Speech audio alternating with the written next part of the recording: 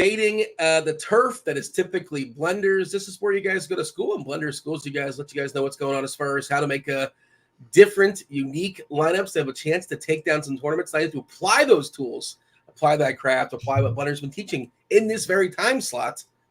And, now we have the slate. Now we got to put those tools and that information in action. Of course, we have Blender here with us as well. We're here for the next hour and 10 minutes. Then we yield to crunch time. Is it an hour and 10 minutes? I feel like I never really do the math in this correctly. I think we're on too early. I think I just realized that. Because you think we're on too early? This is my normal time. No, I just realized we have a 1:10 start as opposed to like a 12:40 start. Because there's one game it's like not on the slate, Levi Strout, the great Levi Strout, is pitching for the Reds today. It starts at 12:35, but crunch time is going to be an hour long if I'm looking at this correctly, basically. But okay, well, I guess they'll figure it out when we get there. But what's up, Blender? Good morning. How are things in your world? We have a nice 10-game baseball slate. Is it 10 or 9? I might have missed a game. I think it's 10. It's 11. I thought it's 11. No. Tampa and Cincinnati is not in this slate. 1, 2, 3, 4, 5, 6, 7, 8, 9, 10, 11. Oh, no. Oh, boy. Did I miss a game? Oh, 10. Okay, no. I just miscounted. 10. It's 10. Did you go to UCF too, Blender? What happened? That's why. It doesn't matter. Doesn't matter. It's another core slate. It is another core slate. How do you have general cores? You don't have general cores rules, right? You just kind of adjust what the field's doing, I assume. Like I know, I hear Will Chief. So sometimes he'll almost all the time he'll say, "I just don't play cores. Like that's that. I won't play it, and that's that. I just cross it out, and whatever. He'll just play with the rest of the field." As a heuristic, Dean, over the course of a season, you'd probably do pretty well with that because most of the time, the teams that are in cores, especially when they're underpriced, are overowned. But there's sometimes when they're not. Like 2 days ago, the Pirates were actually underowned. They were one of the most owned teams, but they were still underowned for their projection compared to other teams on the slate. Yesterday was a different story. Yesterday they were overowned. So, really, I never view things. Obviously, if you tune into this show, the pregame show, early in the morning every day, I say it's never about like chalk or not chalk, right? Owned or not owned. It's just overowned or underowned. And it also means that doesn't mean if they're overowned that you can't play them. It's just that you have to build your lineup with more leverage in them.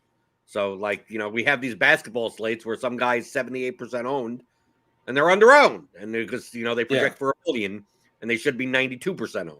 So you really have to think in terms like that. But as a general rule, if you just played the whole season out and said, I'm never going to play cores, I'm just going to exit out. You can have some slates where you lose all your money. You can have a lot of slates where you lose all your money. A lot of them, yeah.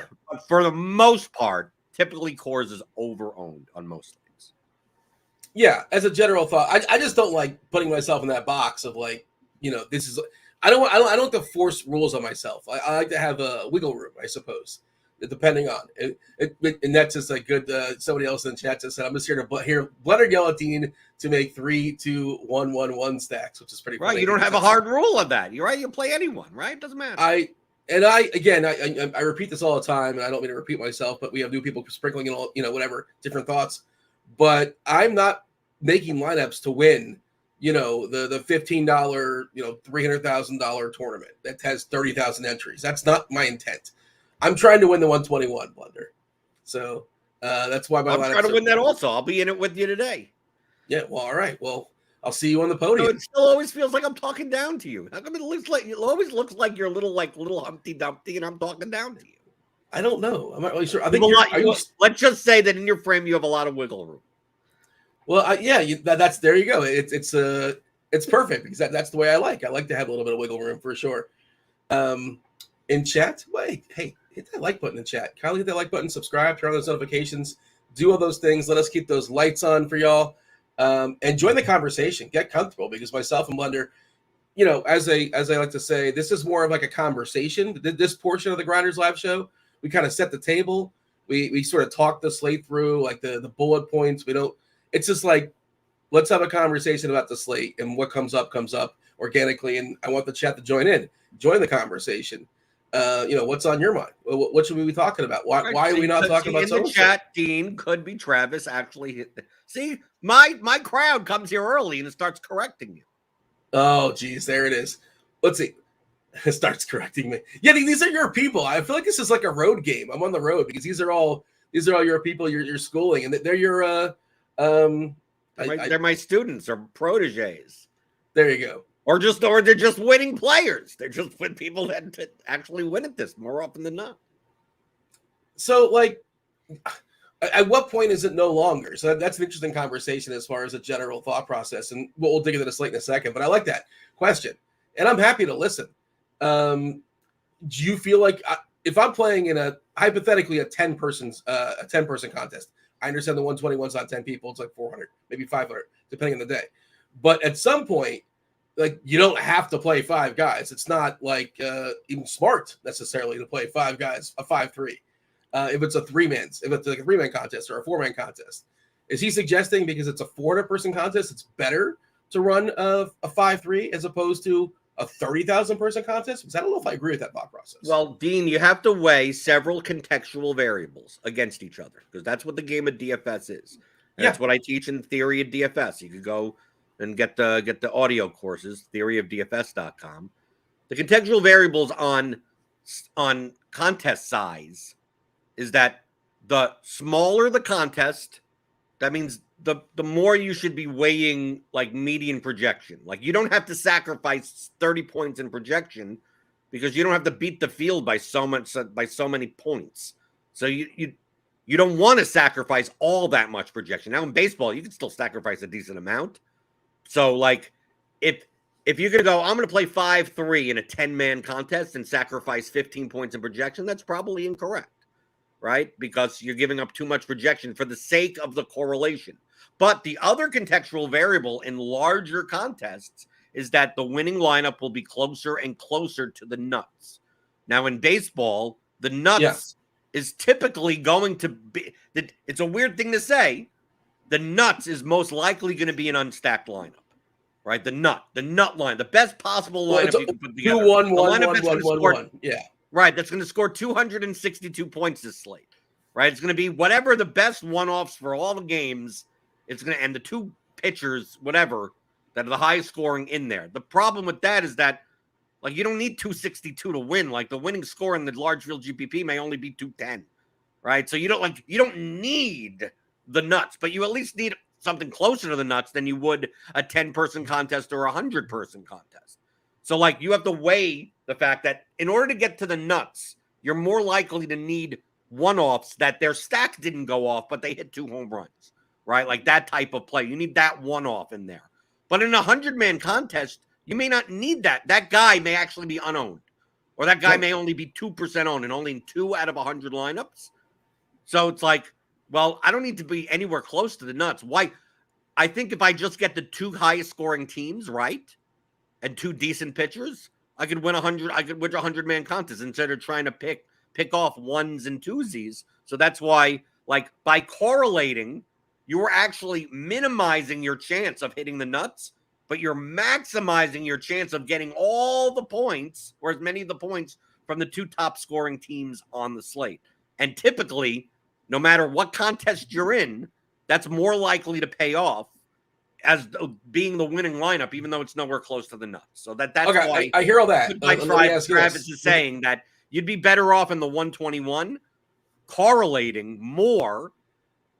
But the downside is that you don't want to correlate and then just like give up 15 points in projection. So, Dean, you have a point in like, oh, well, I'm not necessarily going to play 5-man stacks. It's like, you're absolutely right. But also, probably you shouldn't be playing like your cash lineup, like a 1-1, whatever, the best value hitters and everything like that, and like a double up type of lineup. Somewhere in the middle would be fine. And depending on the projections of the players, sometimes there are stacks that are actually, there are 3 or 4 players that individually project very well for their price. Like, it's just better off to just play 5 of them. Yeah, that was well explained. By the way, just last night, that example in the 121, like, my lineup was not spectacular, but I had 2% Ozzy Albies, and his home run put me in the min cash, and like I'm not looking to min cash, but I'll take the min cash, right? That kind of 30%. 30% on Jack Sawinski that's what killed me. Yeah, he turned out to be underowned, right? He wasn't underowned at all. 30%. I'm saying playing the results. I'm saying playing the results. Obviously, yes. Well, obviously double dong at 30%. You're gonna need him. Yeah. I didn't have him, and I still min cashed because, hey, you know what? In the show yesterday, we talked about Matt Chapman, and Matt Chapman made me look pretty sharp yesterday. You had Ozzie Albies and Matt Chapman in the same line. What did you play? A Blue Jays Braves lineup? Yeah, mostly. Yeah, Vladdy, Albies, and Chapman. You were close to me then. I played Jays 5-man in the 121, and I did play a Braves 4-man in another kind, larger field contest. Yeah, it's funny. A lot of people were on the Braves yesterday, but it's funny. Everybody's like, "This is how you do it. This is how you get different," and people still don't do it, which is funny because and obviously the core stuff was outrageous, and I'm sure you talked about it on your show. Just the prices were so goofy, and I guess the sites just don't care like that. That's more so DK, it seems like, or even Fanduel. Fanduel, you can't even edit your lineup in the app. I don't know that. I saw people tweeting about that, but I don't really use the app. I don't think it's been fixed. Okay. Whatever you want to enter on FanDuel, just make sure it's sold. Just make sure you know what you like because you can't change it. Yeah. Well, I don't know if it's fixed by now. I have no idea. Get a laptop. I mean, I'm not making excuses. Obviously, the app should be fixed, but why can't you use a laptop? Like, do we have to use your app or your iPad or whatever? You don't have to. Yeah. Cardinals lineup just dropped, by the way. Edman, Carlson, Goldie, Arenado, Contreras finally broke out yesterday, his first 2 homers of the season.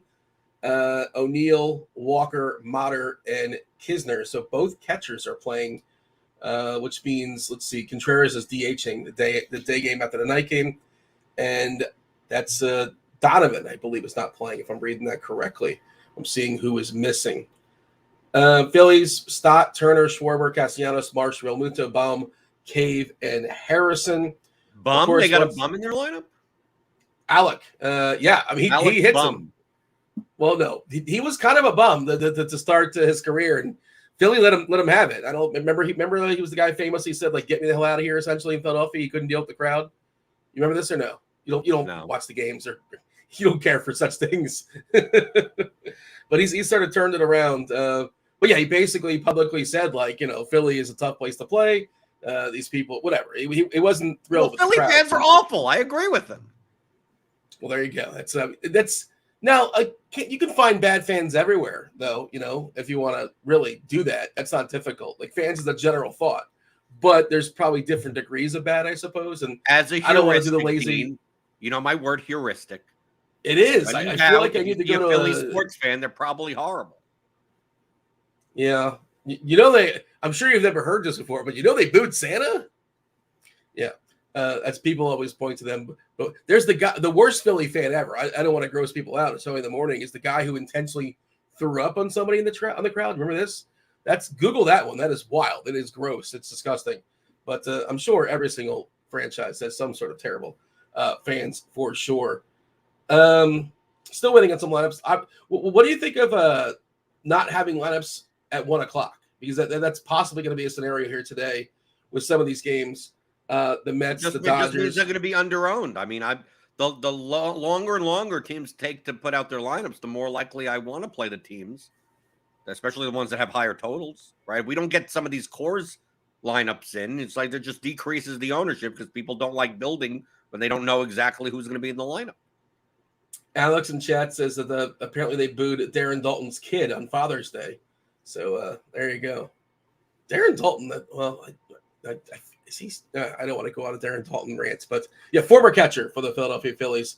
By the way, Betts yesterday left with paternity leave. There's already a thought that we don't know if he's going to play today or not. I think that matters. Max Scherzer on the mound here for New York, but Roberts, the manager, suggested there was a decent chance he was going to play today. So a pretty quick trip to maternity leave. We shall see. But also he might play shortstop. I know, again, things that don't really matter to us in our world. But Betts, jumping from the outfield to second base, and he may play shortstop. If you're in like a season-long league, which I'm sure you're not, you might get some interesting versatility as far as the position players around the diamond. Mason Miller, unfortunately, he's not. I was hoping he'd be like a 4K cheapie on DK or on Fanduel. He's getting the call up today for Oakland. It's jumped up in the ranks, and as far as the prospect ranks for Oakland, tons of strikeouts in the minor leagues, just not in the player pool unless they added him.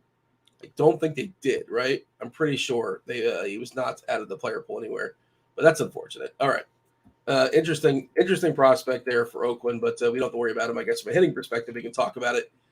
But it's a core slate, and I'm sort of bearing the lead as far as hitting. I think the best, I mentioned the Cardinals because I was interested in the Cardinals because they're the best hitting team in baseball, hitting lefties, at least they were last season. I suspect they'll be one of the top teams this year as well, maybe Atlanta also. And Madison Bumgarner, long in the tooth. Actually, talk about a bum. We're talking about bums. There you go. There's the bum of the slate. Yeah, he is the mad bum for sure. He's getting paid a lot of money, so they let him go out there and just take his licking. Over 6 team total for St. Louis, 6.24 if you want to get precise. That total on the board as far as the game jumped overnight. It was 10. It was 10 last night. Now it's at 10.5. I think the Cardinals are the best team on this slate. I know there's a game in Coors as well. Actually, team total suggests this also. 11 total Pittsburgh, Colorado, but it's chopped up pretty evenly. Neither team above 6. Oviedo taking on Austin Gomber. And the offenses of Pittsburgh and Colorado just is like a skill, comparable against St. Louis. It's not even a conversation. It's not close. Should mention, by the way, weather. I don't think there's any precipitation issues. Chief Meteorologist Kevin Roth will be on later to let you guys know as far as his thoughts, what's going on in Weather Edge, if there's anything popping. But Kansas City today, Blender, winds out the left, 20 miles per hour, warm day. We have a bump to bats, 9.5 total. Martin Perez versus Brady Singer. Martin Perez is like he's the guy. He's like the poster boy of like you stack against him every single time. It just never works. Maybe you give up. He goes like 5 or 6 and gives up 3 runs. Never fully gets his face fully punched in. Ground ball guy, doesn't give a ton of homers. But, you can do it if you want to. No MJ Melendez in that Kansas City lineup. It's a little bit goofy. No, he's batting 6th, I thought. Oh, yeah, he is. Okay. Why is he batting left on left, I guess? Matt Duffy's in there. JBJ's in there left on left. What's weird about this lineup? Who are they missing today in Kansas City? Witt is playing, and Sal Perez is playing, but Franmil's in there. Somebody in there that typically – because Duffy doesn't necessarily play every day, and JBJ is not an everyday guy also. So a little bit different. I can't think of it at the top of my head as far as who's not there. No Lopez. Not that you're playing Nicky Lopez. But there you go. We don't have a Texas lineup just yet, but how do you feel about the weather? They just came in, Dean. You're behind. Oh, there you go. Semien, Jankowski, Lowe, Garcia, Jung, Heim, Duran, Smith, Tavares. Yeah, I figured Heim would get the start because yesterday it was the backup. All right, we have Semien, Lau, Garcia. Those are the most important ones. Young as well. All right. Diamondbacks dropped Rojas, Marte, Carroll, Walker, Gurriel Jr., Smith, Thomas, Padermo, and Herrera. Also, the cheap rookies not in there. That's unfortunate for Arizona. The backup, the starting catcher, the one they traded for in the Dalton Varsho trade. Taj Bradley remaining in the rotation for the Rays. That's good going forward. Okay, so we're getting lineups sprinkling in. No Coors though is the other thing, right? As far as Coors lineups, just kind of worth noting. You want to talk pitchers? Let's talk the arms on this slate. I was reading Dave Potts, Jesus' article before we went on air, and I was happy to feel like I didn't think I was going to be on an island on this, but it was pretty interesting. I think I'm curious what you think as far as the top pitchers today. What are you seeing as far as the arms? I think it's pretty clearly 3 guys, like a 3-person grouping. We're not sure what's up with Scherzer, but Scherzer's old. The walks are up.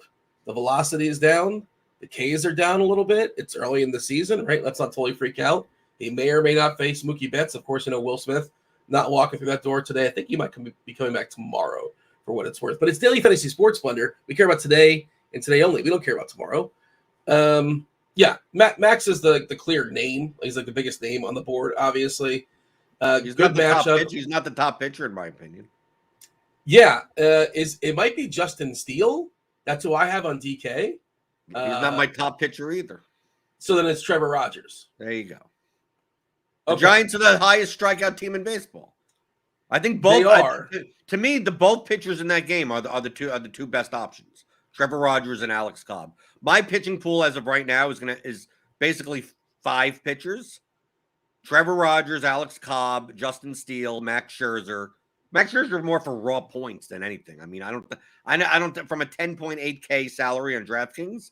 I'm not saying I'm not sure from a value perspective he's great, but he fits. I mean, from a raw points perspective, he'll fit in lineups that cheap stacks. And then the last one is Brady Singer against Texas. Yeah, I think both sides are. I think that's a high variance situation. I think Brady Singer, Texas has strikeouts, but also Brady Singer could walk 3 and give up 7 runs. So I mean, like it's one or the other. It's quite possible. I'm playing 5 lineups today. Quite possible I have Brady Singer in 2 lineups, and I still have like a Ranger stack in another line. I don't think I'm getting the Singer. I'm not making a ton of lineups either, but I think I'm going to keep it at. I'm going to keep it at Rogers, Steele, Scherzer. Why not Alex Cobb in Miami? Yeah, I think Cobb. So I did this ranking last night, and I might adjust it in my head. I had Singer at 4 and Cobb at 5, but I might flip them because of the weather. Seeing the weather here, I'm not liking it. As far as the wind, I'm pulling up Weather Edge right now. It's only a 7-game sample here, Blender. 7-game, grain of salt, yada yada. But in a 7-game sample, and again, it's 73 degrees, and the wind is blowing out 24 miles per hour to left center field in Kansas City. 7-game sample, home runs have spiked at 61%. But again, 7-game sample, whatever. But it should be good hitting weather. And Roth even confirms this, not in the Weather Edge, but in his weather write-up. I'll go ahead and drop this in the chat if people want to read that at their own leisure as they're, watching the show. Does that not concern you, or you're just kind of leading in, or you think that's going to chase some people away? Strikeouts. I mean, Singer's a fly ball pitcher, so yeah, if there's a lot of fly balls, there's going to be a problem. But I mean, he could strike. He could have 7, 8, 9 strike. He could strike out a bunch. I'm pulling up the Plate IQ. Let's see if we have the official Texas lineup in there now, because we got a projected lineup for Texas. Okay, so strikeout wise, it's a good point. It's a really, really good strikeout lineup. Collectively, 23.7%. The only contact guys are 1 and 2, Semien and Jankowski. 16% as far as striking out, not terribly high.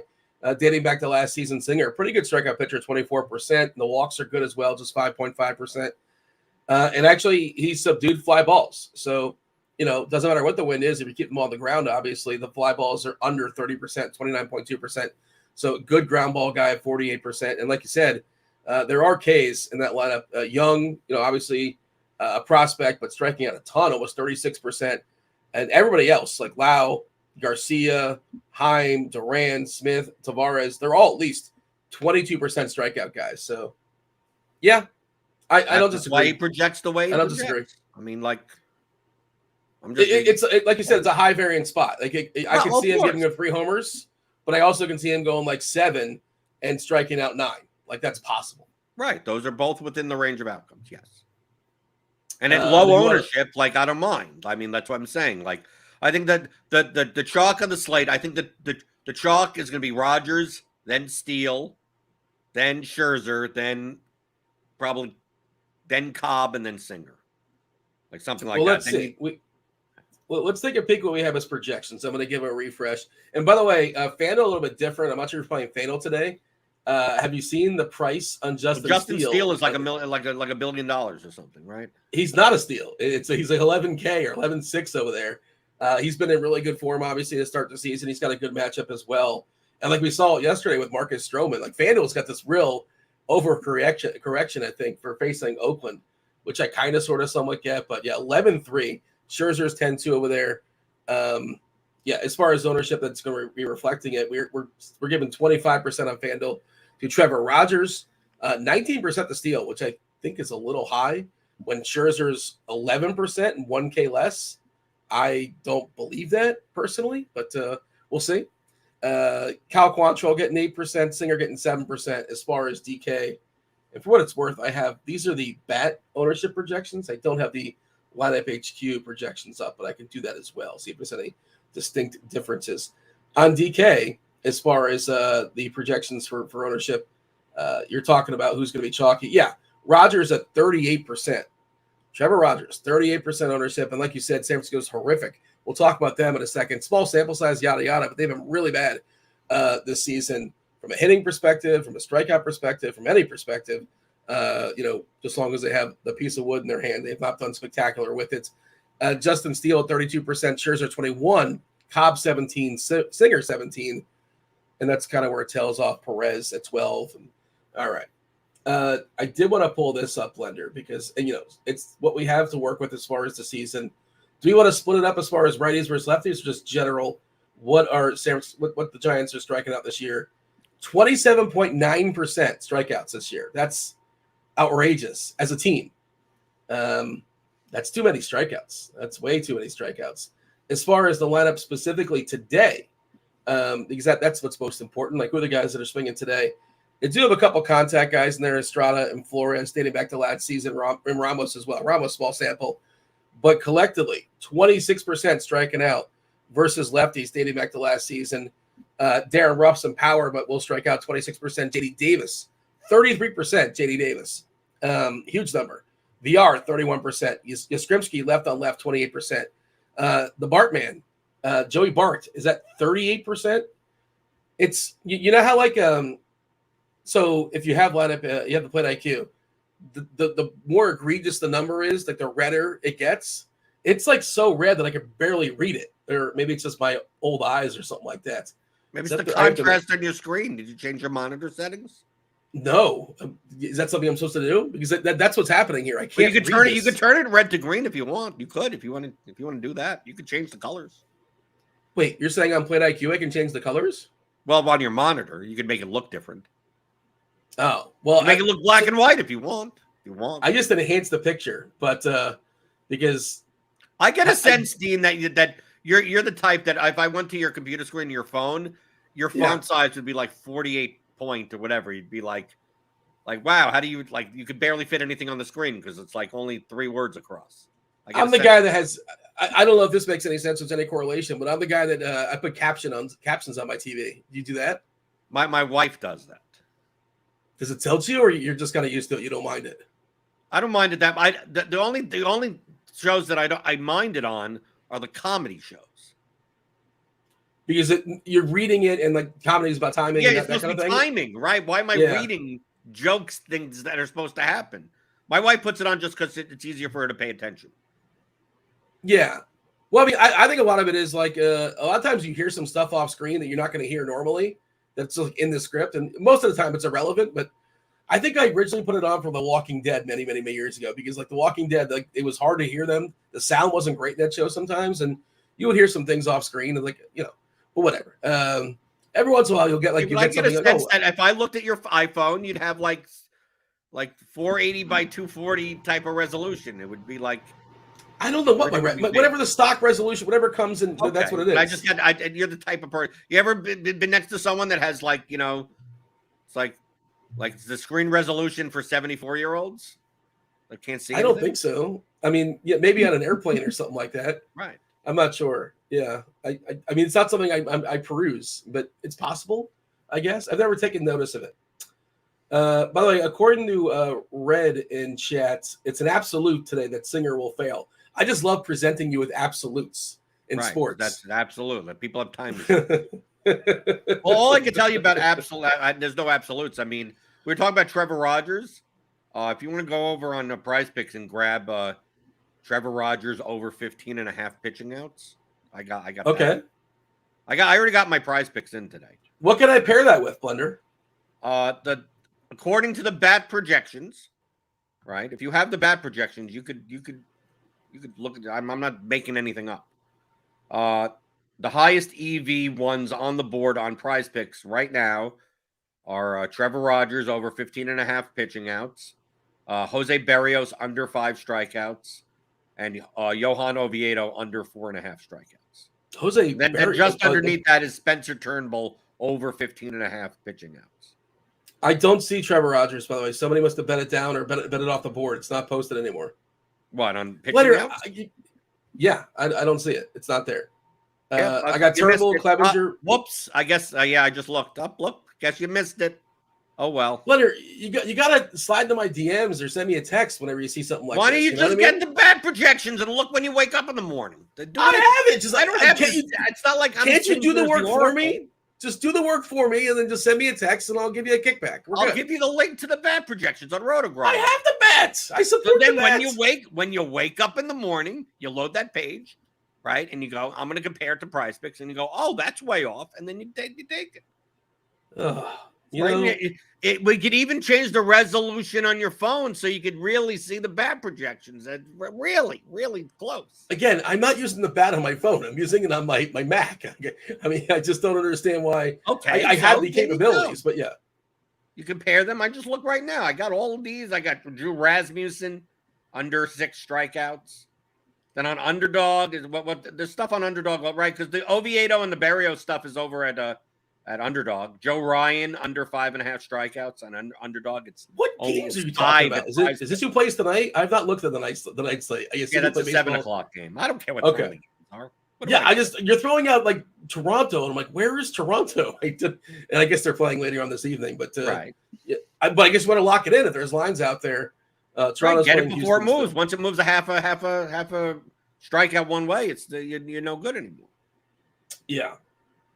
Chat's talking about Sawinski not being in the and yes, Devin, basically what I'm saying is do the work for me.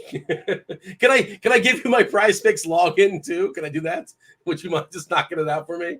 Well, what you could do, maybe you can invest in my play, and then you have to pay a markup for it or something. Wait, Jason's making fun of me for saying a Mac, isn't it? Wait, isn't that what the Apple? It's called a Mac, right? I have a Mac. I'm on a Mac right now. I'm on an iMac. He says, Dean, join me in 2023. Like, what are people using if not Macs? They have brain implants now. They do it all through telepathy, I guess. The AI or something like that? I don't understand. ChatGPT. I just do everything through ChatGPT. Was that a slam? Like, you shouldn't be using Mac. Did I miss the memo? I'm going to do my show through ChatGPT starting next week. You should pull it up. I've not used it just yet, but I've seen people talk about it. On Twitter. Like, can we ask ChatGPT? Like theoretically, can we ask him, him or her? I don't know. I'm not sure. But it doesn't have like a name like Siri, right? Does it have a name? I don't think so, right? Just called ChatGPT. We have to have a catchier way of saying that. Like, who is the best tournament play today? What's the best tournament stack? Would we get an answer from that? I don't know if it'll show you that. Yeah, is that too specific for it? I don't know. Yeah. I'm logging in. I'm going to find out. Okay. I'm not going to. Okay. I'm going to. First off, we need to write. You need like an email or a screen name. What do you got to do to what information does it want first from us? Blood type, Social Security. No, I'm first asking it to write. I have it write your biography. Oh, our own personal Wikipedia about ourselves that nobody cares about. Yeah. Let's see if this is correct though. Okay. I know some of this is wrong. This is about Dave Shabelson is a prominent figure in the world of sports betting and daily fantasy sports. That's incorrect right out the gate. Yeah. He is best known for his work as the COO of RotoGrinders. It says that? No, it doesn't. Yes. You're making this up. Is what I'm reading right off the screen. I'm the COO, bro. Oh, hell yeah. You know, Blender, I have bad news for you. You got a red tag in your locker. I'm sorry to tell you. And it says a popular website that provides in-depth analysis, rankings, and advice for daily fantasy sports players. What? Dean has been involved in the sports industry for over a decade and has gained a reputation as a leading expert in daily fantasy sports. He is a regular contributor to various sports publications and has been featured in ESPN, Forbes, and the New York Times. No, that's not true. That's just not true. Prior to joining RotoGrinders, Dean worked in the financial industry for several years. Also not true. He holds a bachelor's degree in finance from the University of Alabama and an MBA from Vanderbilt University. Again, not true. In addition to his work in sports, Dean is also a philanthropist and has been involved in various charitable initiatives over the years. I'm starting to think that I'm not the COO. This whole thing is nonsense. He currently resides in Nashville, Tennessee, with his wife and 2 children. What? Who? You know, wait, it thinks I'm Dan Bach. That's what it is. Dan Bach went to Alabama or went to school in Alabama. I know. Well, I know he had a he went to Miami, Ohio, but he did a radio show in Alabama. And Dan lives. I think isn't Dan the COO? It thinks I'm Dan Bach, right? That's why I said, why do we trust anything from this AI thing? It doesn't even know who you are. The AI's got to like restart its router. That Chat GPT. Because that is not incorrect. That is not correct. How are your wife? How is your wife and your 2 children?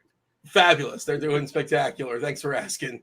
Yeah, that's so it turns out, I guess it's not perfected just yet, I suppose, but that was interesting. I thought you were typing your name in, which just kind of threw me off, but your name's probably who's the MLB who's the DFS lock of the day? Yeah. On DraftKings. This is important stuff. MLB slate. Who's the DFS lock of the day in the DraftKings MLB slate? Will it have an answer? He doesn't know. As an AI language model, I don't have access to real-time data or have the ability to provide up-to-date analysis of the current DFS MLB slate. It's important. I might just use my Magic 8 Ball. It's giving me the runaround. It's giving me a runaround. It's basically saying play whoever you want. It's telling me play whoever you want. I mean, that's your stay off my lawn, man. That's your turn. Who is known? What is Jordan Cooper, the DFS players catchphrase? Catchphrase. What do you think? If you were to lay money on this before clicking submit, 50-50 chance that it knows it or no? It's not even close. I mean, it's obviously it thinks I'm someone else. Jordan Cooper, it says, a popular cut DFS it out or player. something like that. What is your catchphrase? Says Jordan Cooper, a popular DFS player and host of the podcast The DFS Edge, is known for his catchphrase "Eat, Sleep, DFS, Repeat." No, that was Levitan? That's Levitan, yes. And Silva? Yes. Yeah. Why would it confuse you guys? Because all it's doing is looking for like, oh shit, just give me a DFS player let me just.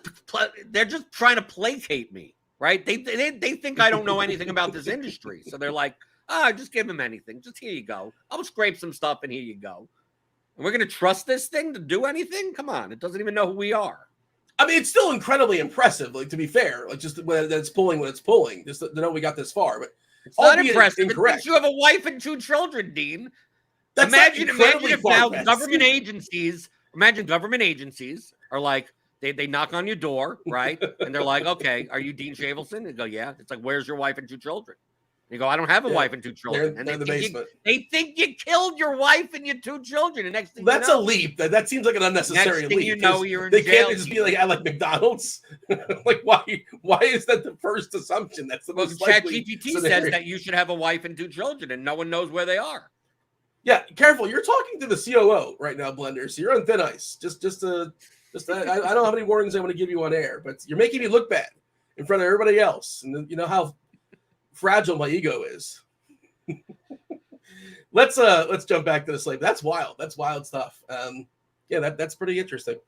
Other pitchers are, as far as, tell me why. I think you said your top pitcher was Cobb and Rogers. Is that where you're at? Where you landed at? Yeah, my pool, it looks like it's going to be Rogers, Cobb, Singer, Steele, and I mean Scherzer if he fits in lineups, I guess. Right? I think from a raw points perspective, Scherzer's fine, but I mean, I think his ceiling against the Dodgers is lower than like classic Max Scherzer. Right? I think based on bat projections, Trevor Rogers has a higher raw point median than Scherzer on the slate, and he's 2,300 less expensive. This is not like the most Blender questions to ask. You're great to answer a lot of questions. This is not the most Blender question, but I'll ask it. Are you concerned with Scherzer's like not being spectacular so far this year? But we're all older. He's old. The walks are up, the velocity's down, the strikeouts are down. It's a small sample, obviously, but the sample we have. Is that something that concerns you, or are you just concerned with like how many people are actually rostering him and how to adjust based on that? That's all I care about. I mean, the projection is the projection. The concern, Dean, is already in the projection. Yeah, that's why it's low. Like based on the recent sample, obviously his projection is probably 1 or 2 points lower than it would be if it wasn't for that. Rockies lineup is out. Profar, Blackman, Chris Bryant, McMahon, Moose. That's Moustakas. Trejo, Castro, Tovar, and Servin. So the backup catcher is in there. No Diaz. All right. What are we still waiting for? We're waiting for the Dodgers. We don't know about the Dodgers because, and then maybe they'll take a little bit longer because of Betts. I'm not sure if Betts is going to play today or not. We need the Pirates lineup. Yeah, we're waiting on the Pirates. Let's see. We have Cleveland and Detroit, San Fran and Miami. I'm not sure if we're going to get it. I'm not sure if we can get the Braves and the Padres lineup. Yeah, I really like the Braves if we're not getting Braves, especially. Milwaukee, Seattle. I think those 4:00 games we may not get. Are you leaning in on that? And like some people are just running, their lineups through an optimizer and like projected lineups, and that's that. But other people are hand building and they like to see, officially in the lineup on the site. I suppose that matters to some degree. As far as stacks, did you have an official cores take? St. Louis probably looks like the best spot. It looks like the best spot for multiple reasons. The ballpark, obviously, not nearly as spectacular to hit baseballs in that like Coors Field is, but that lineup is imposing.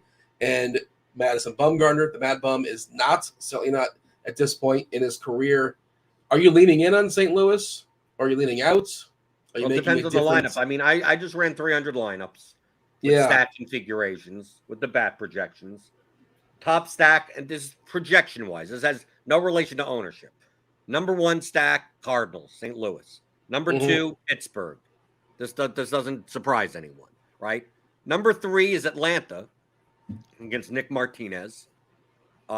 Number 4 is Texas against Brady Singer. Yeah. And that would be the top. Like the tier 1 would be Cardinals, Pirates. Tier 2 would be Braves, Rangers. Tier 3 looks like Royals and some Mets, right? Because those hitting conditions in Kansas City, that's the Royals project decently for, especially with their batting order today with the salaries. Then the Mets, and then the next bucket underneath there would be kind of like the Diamondbacks, the Phillies, the Brewers, the Tigers. The Rockies don't show up as much as you would think. Have they not been mentioned, the Rockies? No, they're not. It's more of a price thing. I mean, really, when it comes down to it, I mean, you got Chris Bryant at 5,700, Ryan McMahon at 4,800. Like, if you're going to pay up, I mean, you're going to have to look at the bottom of their lineup. I mean, the bottom of the Rockies lineup is not good. The top's not great either. No, you're true. That's true. But I'm saying, like, there's a big gap. Like, Charlie, there's a difference between Profar, Blackman, Bryan, and McMahon, and like Brian Servin, Harold Castro, Tovar, and Trejo. I mean, they're cheap, but I mean, that's what they are. They're just cheap in cores. They're not like great. I mean, the Rockies only have a 5.3 implied run total, like, which is still one of the highest on the slate. But I mean, that's still a full run underneath the Cardinals. If they're playing this game in Pittsburgh, is their team total above 4? No, it's Johan Oviedo, so it's going to be above 4. Maybe. Oviedo's been good this year for what it's worth. 24.4%. He shouldn't be good. He's a big ground ball guy. 57% ground balls this year. The walks have been good as well. The strikeouts have been good. Ground ball guys aren't good in. Do you see the thing that people don't get about Colorado, about the ballpark, is that the reason why the ballpark factor for Colorado is so high, meaning for offense, is not because of fly balls and home runs. It's because the outfield is so big that it's easy to turn singles into doubles and doubles into triples. And it's also easier to just get singles because the outfield is 30% bigger. So, like, if you're facing a guy that doesn't strike out much, right? He's not like a low strikeout, but he's not a high strikeout guy. And he lets you hit. He's a BABIP type pitcher. Like, those are the pitchers that could get wrecked in cores. Like, you'd almost rather have a guy. Like, if you're a pitcher, you'd rather be a strikeout pitcher that gives up fly balls in cores than someone that just like, okay, I'm just going to let you hit it type of thing. Because it's more likely that it's going to find somewhere to go, right? So that's why, like to me, like someone mentioned in the chat about playing Oviedo against the Rockies. Like, dude, I got Oviedo under 4.5 strikeouts. I mean, dude, I have no instance. I think the Rockies could be low owned in comparison to the Pirates and the Cardinals. Even the Rangers, I think the Rangers may be higher owned just based on projections. Just like Like it's weird that I'm running 300 lineups and I'm barely getting Colorado stacks. You look at ballpark factors like on that great for their. I just pulled it up on the fly, but the ballpark factors on Fangraphs is kind of to your point. And Colorado's not the best ballpark for home runs. In 2022 was not the best. It was the Reds. Cincinnati at a 116, Colorado at 111. Good, very good. But, it's best for singles, doubles, really good for triples. Triples is a 137, number one. 113 as far as doubles, and singles, it's number one at 108. It's an incredible ballpark for BABIP, right? And that's an interesting point you mentioned Dean in the chat. The Mets. He makes a good point because remember, I just look at projections. Whatever's in the projections, it's in the projections. Makes a point that the Mets, because like one of the like if you look at the buckets of what comes up, the Mets are closer to the top than other teams. I'm assuming it's the stolen base upside against Noah Syndergaard, right? Yeah, I mean, it's been rough for Syndergaard this year. They have a 4.42 implied total, and like, dude, Nimmo, Marte, Lindor, Canha even. I mean, like these guys, like once he gets someone on first base, I mean, especially now where steals are even easier, like maybe that's where a lot of the projection comes from. I'm pulling up where the Mets are. If the Mets have been active swiping bags, and they have. They are fifth in the league at 20 stolen bases on the season. Thor has been not good. He's been vulnerable to the stolen base. I'm pulling it up right now as far as his stats. He may be the worst at holding runners on in the history of Major League Baseball. I don't know if he's the worst in history. I know maybe Lester in recent memory, at least. And Lester was really bad. He might be the worst. He might be. Lester was terrible for Chicago. The best thing was, remember back in the day, Billy Hamilton versus John Lester, and whenever he got on base, he would just steal second and steal third. And strangely enough, Hamilton, guy who has no pop at all, I believe, has 2 home runs in his career against Lester. Not inside the park, like out of the park. And also, shout out to Billy Hamilton. You might want to give a call to his agent. I'm not sure if you saw this or talking about this in the minor leagues. Pinch runners. Have you seen this? Like pinch runners. And then the player will be able to come back in for basically you just come in and run, and then you come out of the game again. That player can come back in. It's something they're experimenting in one of the minor leagues. Or something talking about. I don't know. Maybe to make it seems like a fun idea though. Like imagine if I was how he could be a useful piece on a team where you got Daniel Vogelbach. He gets a walk. Take Vogelbach out, put in Billy Hamilton, and then Vogelbach's back in the game after like Hamilton comes and scores. Right, it increases some offense and probably prevents some injuries. Right, it allows the D8 like the Gary Sheffield types like the Nelson Cruzes, like the guys that get to be like 40 years old and it's like can't play the field, can't really run. So hopefully it's like softball, ghost runner. Right. Well, I mean they'll still have to get the first. I mean, but once they get there, it's like okay. Put the pinch runner.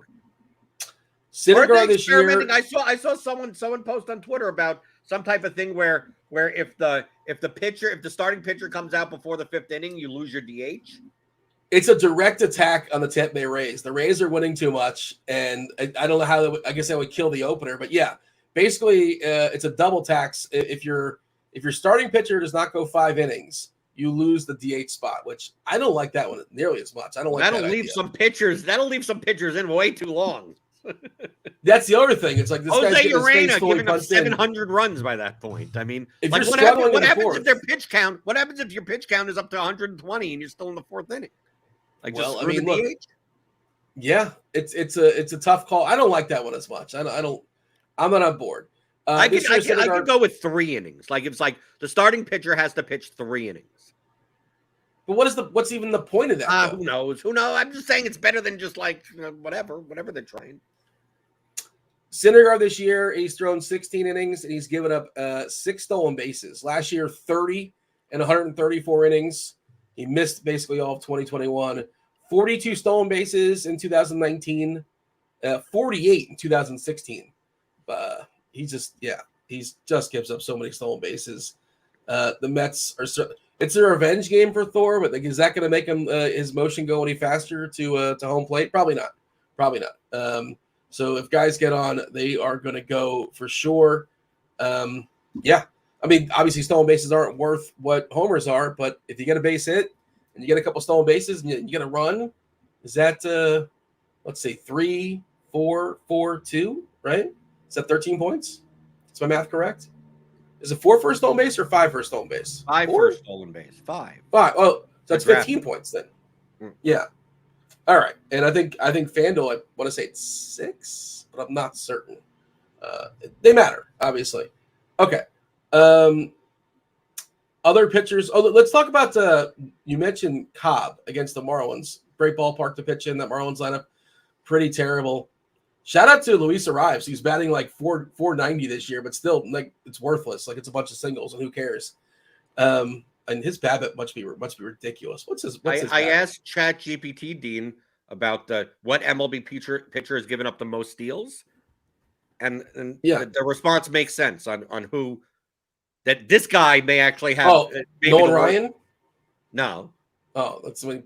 This guy may be worse than Noah Syndergaard, just based on obviously his pitching style. Is still pitching or no? No, he's not pitching anymore. No. Based on his pitching style. Right. It's basically based on a pitch. Like if you're one of these types of pitchers, you're going to be very easy to steal. So I know it's not knuckleball because R.A. Dickey was one of the hardest guys to steal on. I think if that's your sort of framing. Well, I'm framing it that way, but R.A.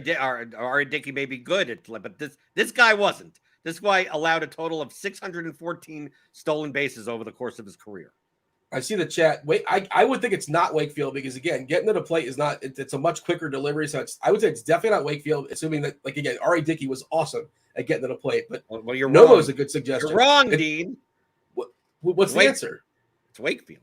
Well, it doesn't make any sense because R.A. Dickey was the best guy at holding on runners. Like, why was his delivery so slow? I have no idea. I'm just asking ChatGPT. ChatGPT thinks you have a wife and 2 children, so maybe it's wrong. Fair enough. Luis Arrives this year. I gotta figure out what this guy's BABIP is because it's been so ridiculous. So yeah, his batting average on balls in play this year, Luis Arrives, 481. Good luck with that continuing going forward. And they're all singles too, and whatever. Like, who cares? It's 2023. Who cares about singles? I think Cobb's been getting BABIP too. Is the other thing I wanted to point out. He's been unlucky. I'm pulling up his 2023 numbers right now. I think I have BABIP in this column. Yes, I do. Okay, you were talking about playing Cobb. Cobb this year, 378 is his BABIP. Sierra's 295. The ERA is actually pretty in check too, but the Sierra is lower than the ERA. This Marlins lineup, not good, never good. Yeah. What did you want to say as far as Cobb? You said he was in your pool, but he's not really somebody you're prioritizing. He projects well. He's fine. I mean, against Miami, it's low total game. 7,700. Why not?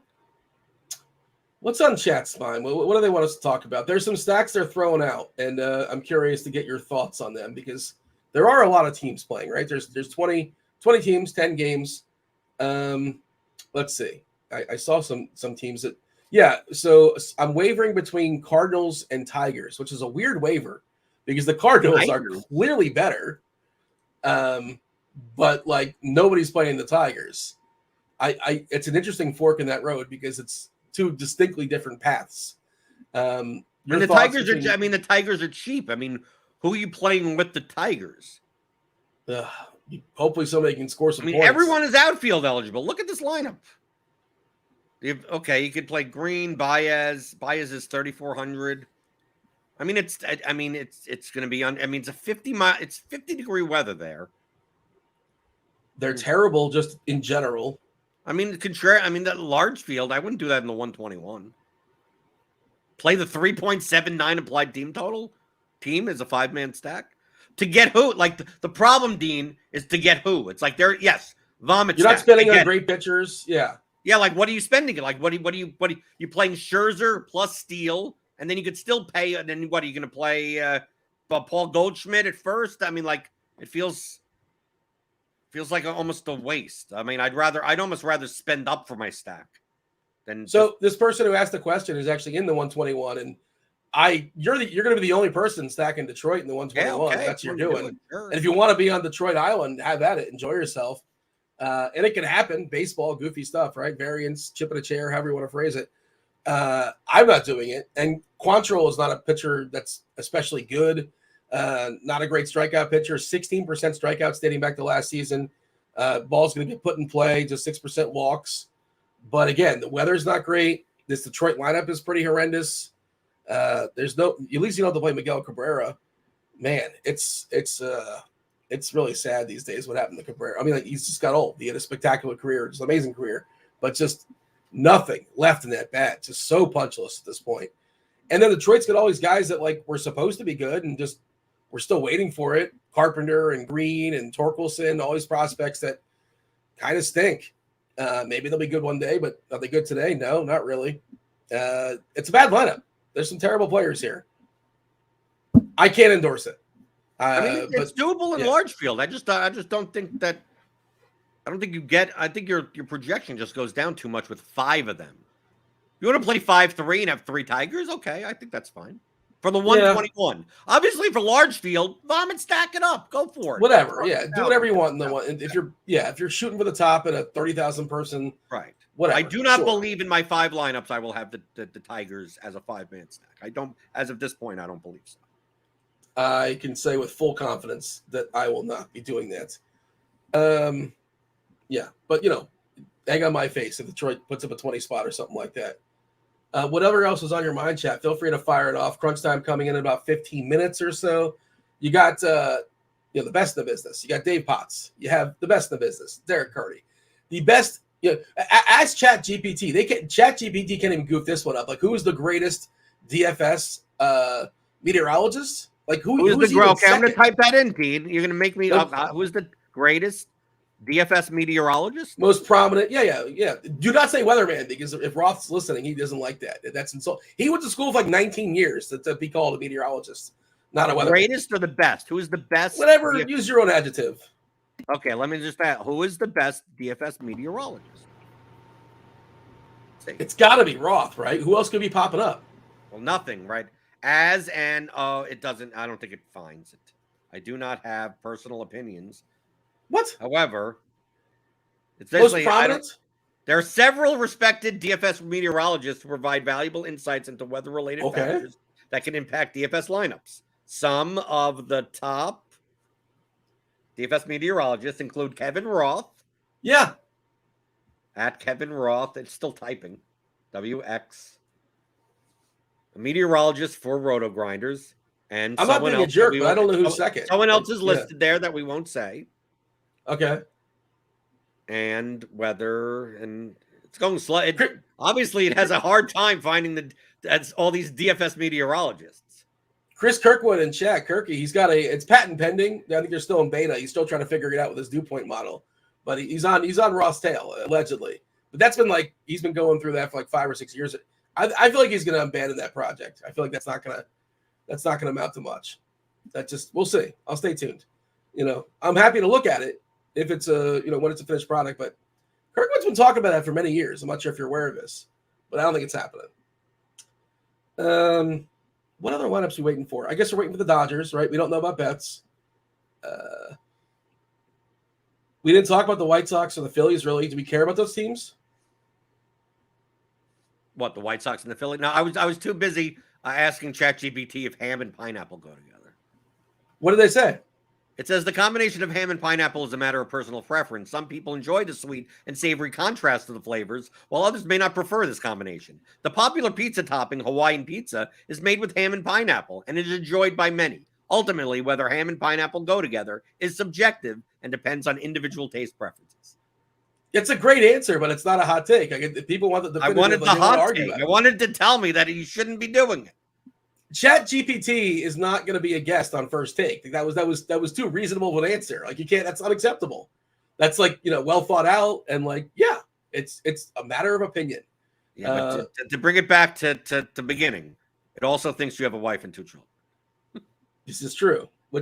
Maybe I just don't talk about it. Isn't that possible? Maybe you killed him. Maybe you killed him. Well, I wouldn't say. Why would you make that? Why is that the next logical leap? That's an outrageous thing to suggest. I would never. I mean, these hypothetical people that don't exist. Yeah. All right. We're still waiting on Mets lineups, Dodgers lineups. I don't know. I'm making them plural. Pittsburgh and Oakland, Chicago. Do we care about like this is Mason Miller's very first start in baseball? Well, he's thrown baseballs before. This is not just like handing some guy a baseball to the crowd. He's been signed with Oakland for a while. As far as the major league level, unavailable in the as far as rostering for TFS, he's been striking out a lot of people in the minor leagues. But sometimes you just box of chocolates still. You never really know what you're going to get as far as your first start in the majors, and maybe hit the Cubbies up. We saw them get to Oakland not too long ago. We saw that this bullpen for Oakland is horrific. They're locked in for 9 innings. They're not going to get played, the Cubs. Of course, the ballpark. Yeah, but look how expensive they are. I mean, like they have a 4.12 implied run total in Oakland. Dansby Swanson is 5,500. Ian Happ is 5,000, and Seiya Suzuki is 5,100. Patrick Wisdom's 4,500. Good luck. Good luck with that. Like Patty the Brain. What if you were to give Patrick Wisdom a nickname? How do you feel about Patrick the Brain or Patty the Brain? Patty the Tooth, like the Wisdom. No.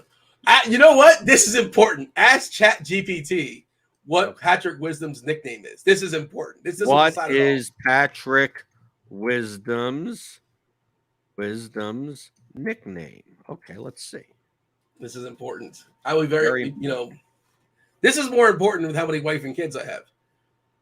This is the litmus test as far as if ChatGPT knows its stuff or not. It says that it's a professional baseball player currently playing for the Chicago Cubs, is commonly known by the nickname The Prophet. What? He's the Prophet? That's what it Secret says. door number C? That's what it says, known by the nickname The Prophet.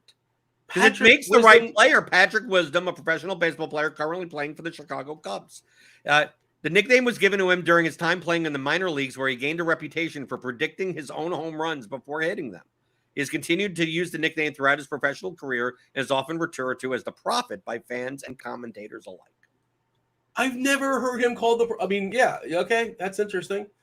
Like you go to Basketball Reference, you'll see like they have the nicknames for some players. Like I've never heard this one before, but I've never heard the Prophet. I listen to a lot of commentary, but okay, maybe that's legit. But so it's not the tooth or the brain. That's unfortunate. Well, we're gonna have to retire those nicknames. I guess that's how it goes. I don't see that anywhere in Google though. Yeah, that's the thing is that I'm putting in Patrick Wisdom nickname just in Google. Yeah. And what do we got? Nothing, right? There's P-Wizzy for the Cubs DNA glossary. P-Wizzy. Okay. AKA P, and he uses hashtag P-Wizzy. So why didn't there's an MLB jersey of Patrick Wisdom named P-Wizzy? Okay. But I don't see anything about the Prophet. Who's the Prophet then? I don't know who the Prophet is. I couldn't We're tell going to hand over everything to this AI, and it doesn't even know. It can't even determine. I mean, Skynet has spoken. There's nothing we can do. We're past player. 80. We've gone 80 miles per hour. There's nothing we can do. We are pot committed at this point. According to Shannon, Goldie is the BBP play of the day, and I would not be shocked that Goldie has smashed Mad Bum. He actually probably a huge sample size too, like facing him when with Arizona and San Francisco, they played a ton. Let's see what the BBP is. Now, I bet it's like a 50 at-bat sample size or something like that. Let's see. Okay, 76 at-bats versus Mad Bum. 76 official bats, 90 plate appearances. 4 homers. This is 342 batting average. Are we going over BVP, Dean? I was curious. And look, the people like the BVP nonsense. And again, I still think it's hard to quantify. BVP should go where your wife and children went. Wherever you hid them. Whatever storage unit you have them tied up at. We should put BVP with that as well. Red says on the broadcast last night, they said Patty Wise. So, I don't know. He has a lot of nicknames, I guess. You got to be really, really good to have multiple nicknames. Or like to have done something really, really goofy to have multiple nicknames. Hold on. I think, did Kirkwood just manipulate Wikipedia and get it changed? He's done this before in the past. Yeah, there it is, right there. If you will open up the Wikipedia page on Patrick Wisdom, nickname Patty the Tooth. Is it that easy to manipulate Wikipedia? I've never tried that before, but he literally just changed it. Or he changed it in the past and they never got to it. But according to Wikipedia, it says Patty the Tooth. But that seems pretty shady to me. Can we play the stack game, Blender? If I throw some stacks your way. What? I'm going to throw some stacks your way. Okay. Tell them how much you're prioritizing them based upon all the elements, right? Based upon ownership, their ability to bang out homers, score runs, yada, yada. 5 means you absolutely love them. 1 means you hate them. 3, you're kind of indifferent to them, right? Okay. If I throw some stacks your way. We'll start with Detroit. 2. Yeah. They're only not a 1 because of ownership. How about the Rockies? Everything considered, all encompassing. 3. Yeah, you're hedging. 3's a hedge. Well, I'm asking me for the number, but then don't give me the option for 3. Say either 1, 2, 4, or 5. No. I'm happy to take a hedge because that means like you're willing to do it. But yeah, I'm willing to do it, but it's not a priority or anything. I'm just commentating. It's all you have free will to say whatever number you want to say. The Rangers. I would put them as a 4, but I'd also put Singer as a 4 also. Like I said before, I think I'll have Singer. I have 5 lineups. It's quite probable I will have a Rangers lineup as well as a Singer lineup. When crunch time comes in, again, if you all just not aware how the show goes, we have a conversation. We yield to crunch time. They go around the horn, give their favorite plays, position by position. If you like it like tight and refined, just kind of force fed you like that, they're happy to do it. Their favorite pitchers, their favorite cash pitchers, their favorite cash hitters, and then the plays for tournaments as well. Did want to mention, by the way, we want to give we like when people use the RotoGrinders tools. We like people use the RG tools and win some money. And let us know when that happens. Tweet us. Tweet Blender. Blender loves to know and I like to know as well, because if I'm having a bad day as far as my team's sticking it up, it's good to know, hey, at least somebody used the RotoGrinders tools and took down some money. Let us know on the old Twitter, at us, at me, at RotoGrinders, at Blender, at some people in the show, and I'm sure somebody will catch their eye, and we'll feature it on the show. We'll throw it up there. And we had Billy. Billy took second place yesterday. Shout out to Billy. I believe producer Steve is hopefully I bought him enough time to throw it up on the screen. And let us know going forward, because we want to throw the shine. It's not just Blender winning tournaments, right? The people watching the show, they win tournaments as well. We want to make sure we feature it and give a little shout out to the people. So congratulations to Billy. And whoever wins going forward, let us know. Yeah, there you go. Because I don't know, Blender, does this, when you're sticking it up and like you're doing terrible, does it make you feel like incrementally better? It's like, oh, cool. Somebody took a little nugget that I said and actually applied it to make some American dollars, or you don't care. It's like you lost, and that's all that matters. My contests. Well, you already lost. I mean, it might as well be somebody that, like, If I lost, that means whoever won did something different than me. So obviously, I'd be like, well, that's stupid. But you already took the L, so like a little silver lining. I don't mind if they win a contest I'm not in. I want to win the 121 every day. If you win the 121, I hate you. Dean, don't do it. For the sake of your wife and children, don't win the 121 today. Well, you know what? In their honor, in their memory. Are you going to give me any more stacks for me to give you the Yeah. I just wanted to work that. Yeah. Atlanta. I feel like we haven't talked about Atlanta enough. Maybe Atlanta. I'd put to me the under-owned stacks of the day are Atlanta against Nick Martinez, the Royals against Martin Perez, I guess the Mets. I guess. I mean, these are lineups that aren't even in, so I mean that'll lower the ownership a bit. I guess the Diamondbacks against Woodford. And I think that the Cardinals and the Pirates. I think the Cardinals are going to be overowned, but I think, dude, it's going to be hard for me not to play some Cardinals against Madison Bumgarner, and it's going to be hard for me not to play some Pirates. So, I'm fine with the Cardinals and the Pirates, but for ownership reasons, I'd rate the Cardinals out at like a 3. Only because of ownership, they are the best projected stack, and then the Pirates, I'd put it about 3 also, because they're a high projected stack, but they're also going to be owned. But I mean, what do we have as far as collective ownership, Blender? The Cardinals, the Pirates, the Rockies. Who's the most popular team? I think it should be St. Louis, but I don't know. Yeah, is it going to be St. Louis? It's going to be the Cardinals and the Pirates. And then after that, it's probably going to be the Rangers. Atlanta facing Nick Martinez. I prefer Atlanta against lefties, but they're facing Martinez, who is a righty, but he is a reverse splits righty. So Yeah, and Atlanta, I just love their lineup. It's just so good. Except their outfield stinks, with the exception of Acuna. But I prefer them against righties when they get Rosario as opposed to like Kevin Pillar, like those kind of guys. Not that Rosario is amazing, but I think he's better than those guys. He's also really, really cheap, going to make stuff work. And Grissom's still pretty cheap. Not sure if Murphy's going to draw the start, but he's been on fire. Maybe he'll DH today. Maybe who's their backup catcher in Atlanta? Is it Darno? Is he still there Darno. or no? Yeah, is it still Darno? Yeah. Okay. A lot of times day game after a night game that they tend to rest, or like what St. Louis did. We saw Contreras break out, and also a good matchup there against Bad Bun. They wanted to stick in the lineup. They threw him at DH. So curious what Atlanta is going to do. No Atlanta lineup just yet. No Dodger lineup just yet. No Milwaukee. No Seattle. Eric Lauer is a guy I'm happy to pick on. I don't like that Seattle ballpark, but the lots of righty power against Lauer. Lauer is vulnerable to righty power. J-Rod, France, Suarez, Hernandez, right out the gate. Even Pollock, 1 through 5 is really solid. You're probably not going to get the big dumper in Colorado. You might, but we have Tom Murphy currently projected right now. But 1 through 5 for Seattle, I think is really interesting, assuming the lineup comes out as anticipated. So Darno's hurt, according to the chat. I guess I missed that. Alex says EVO Analytics says Seattle's a good ballpark. That's really surprising to me. I know a couple of years ago it was like the worst ballpark for homers. That's interesting. I want to see that because I want to ask Carty when he comes on. That seems strange. It's in your brain. Did you think of Seattle as a good hitter's ballpark? Because I don't. I don't see it as a bad. I don't necessarily view it as a bad hitter's bar. I view it as more of a neutral place. I think it was the worst ballpark for homers, if not last year. Also, look who plays there. I mean, maybe it could be that.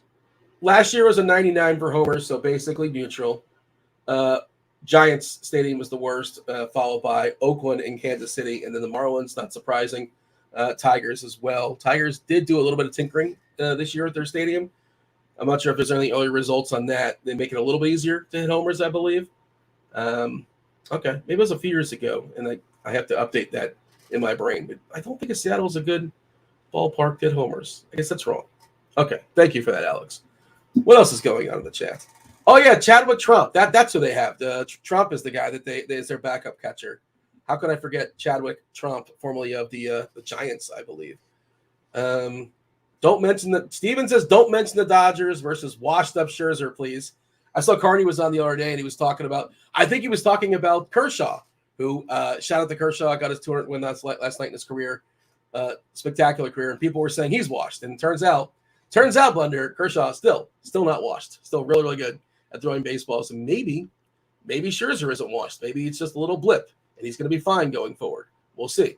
But he has not been spectacular. And how old is Mad Max? It's got to be, 38, 39? How old is Scherzer? Something I'm like asking. I was asking you. You're supposed to. I was trying to ask Cheap. I'm asking ChatGPT about Kevin Roth. Maybe he could get. Maybe it's not. Maybe it's. I think for the most part, ChatGPT knows Kevin Roth. Maybe they've been hanging out. Wait, you think that it's like ChatGPT? This looks way more accurate than dude. This bio for Kevin looks way more accurate than your bio. Way more accurate. Well, you're saying I'm not the COO of RotoGrinders? Is that what you're saying? This is a rough way to find out. Roth, okay, Roth. Do you have a bachelor degree in meteorology from the University of Oklahoma? No. Do you have a Master of Science degree in atmospheric science from Colorado State University? I do not. Yeah. Have you previously worked for the Weather Channel and NOAA? See, there you go. The issue, believe it or not, is that I am only the second most famous Kevin Roth meteorologist out there. There's another one who is the lead forecaster for the Weather Channel. So all the time, these weather.com articles say byline Kevin Roth, and people are like, "Oh, hey, Kevin, good job." I'm like, "No, that's the successful one." It's not. Are me. you an accomplished storm chaser and photographer? I'm none of these things. Yeah, no, I am. It says that you chase storms, capturing stunning photographs and videos of severe weather events, and write articles and give presentations on your storm chasing experience. Oh, again, there's the wrong Kevin Roth. Yeah. Have you considered Have you considered going like Kevin J. Roth or whatever? I don't know what the middle initial is, but Why should I change my name? He's the one who sucks. He's first. No, but he's first. He beat you to it. Write a bio. I'm typing in the new one. Write a bio in for Kevin Roth, the guy who likes ham and pineapple together. Be known as that guy. Be known as the Hawaiian pizza Roth. That works for me. And by the way, just so you know, we're using ChatGPT, and according to ChatGPT, I am the CEO of RotoGrinders. So this is how the validity of the knowledge of ChatGPT. So there you go. So be on your best behavior. Be nice to me. Yeah. So we should be careful. Wasn't Dave Kitchen at one point also the CEO of RotoGrinders? Like, yes, there's a lot of turnaround in our company. There's a lot of turnaround. So what did we discover, Blender? Anything in ChatGPT? About what? We found out that Roth's bio is almost as bad as your bio. Well, we got to do cheeses now, and we got to see, does it know him for being a DFS Hall of Famer, or does it know him for being a famous singer? Both of which he is. Yeah. What's the lead? What do you think it leads with? Let's see. Dave, what are you more put in famous write a bio for Dave Potts, the fantasy sports player. No, you're leading the witness. You're leading. Yeah, I feel like that's leading. Yeah, don't lead it because I'm actually curious. I have no idea what. It says, I'm sorry, but I couldn't find information about a prominent fantasy sports player named Dave Potts. Well, get rid of the fantasy sports part. Write a bio for Dave Potts. My guess is Dave, the fantasy sports player, is only going to be third. There's me, Dave Potts, the musician. There's another David Potts, the musician. And then probably I got to put in something to make it discern the difference, so that it is you. He's just if you put in singer songwriter, you'll get something. Yeah, unlike or how about Dave Potts from RotoGrinders? Dave Potts from RotoGrinders. Or cheese is good. No, okay, we're ruining the whole thing. Okay, here we go. Okay, it found you. Dave Potts is a well-known daily fantasy sports player and analyst who is a prominent member of RotoGrinders community. He's been playing DFS for over a decade and has established himself as one of the most respected and successful DFS players in the industry. Let's see. Expertise. This is like very boilerplate because I've seen these bios. Yeah, that they did not the robot did not write any of that. Yeah. Essentially, the robot not as good as we thought. Yeah, it's basically saying stuff that can't be very. It's like you're respected and influential, and you're a contributor to all these things, and none of that is many people. None of those are facts, right? Do we have Carty coming in soon at some point? Maybe. Okay. In theory. All right. Okay, so I wasn't sure if the times got crossed up or something like that, or if we had a late cancellation. Late scratch or something like that, but I always see the four of us. But I'm happy to just leave y'all, let y'all go. Blender, you got anything else before we step aside and make way for crunch time? No, I'm trying to find who is Cheeseisgood, and it's having trouble. Oh, geez, we got the reset the router on the old ChatGPT. It's struggling today. Or I have not tinkered with it. Is this kind of the standard with ChatGPT? It's still. I'll tell you what I think. I think that ChatGPT is trying to throw everyone off of how far ahead of us actual AI is.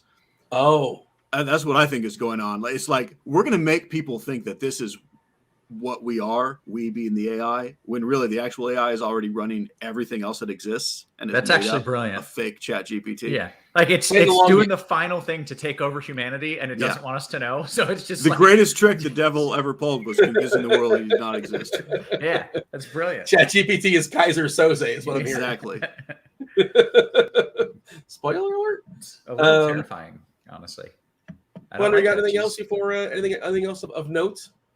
Before anything else from Have you guys talked to TJ about how Brad Keller did last night? Sorry. Oh, did TJ load up on Brad Keller?